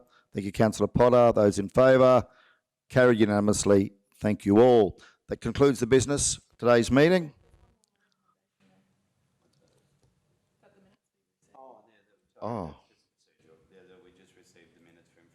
Oh, sorry. There's also another one. Is that another? That South Bennett Regional Council received the unconfirmed South Bennett Community Hospital Foundation Limited Board meeting minutes dated 8 December 2020. I'll move that. Do we have a seconder? Thank you, Councillor Froloff. Those in favour? Carried unanimously. Thank you all. That's the business of the day finalised. I will now move to close the meeting at 12:47 p.m. Thank you all.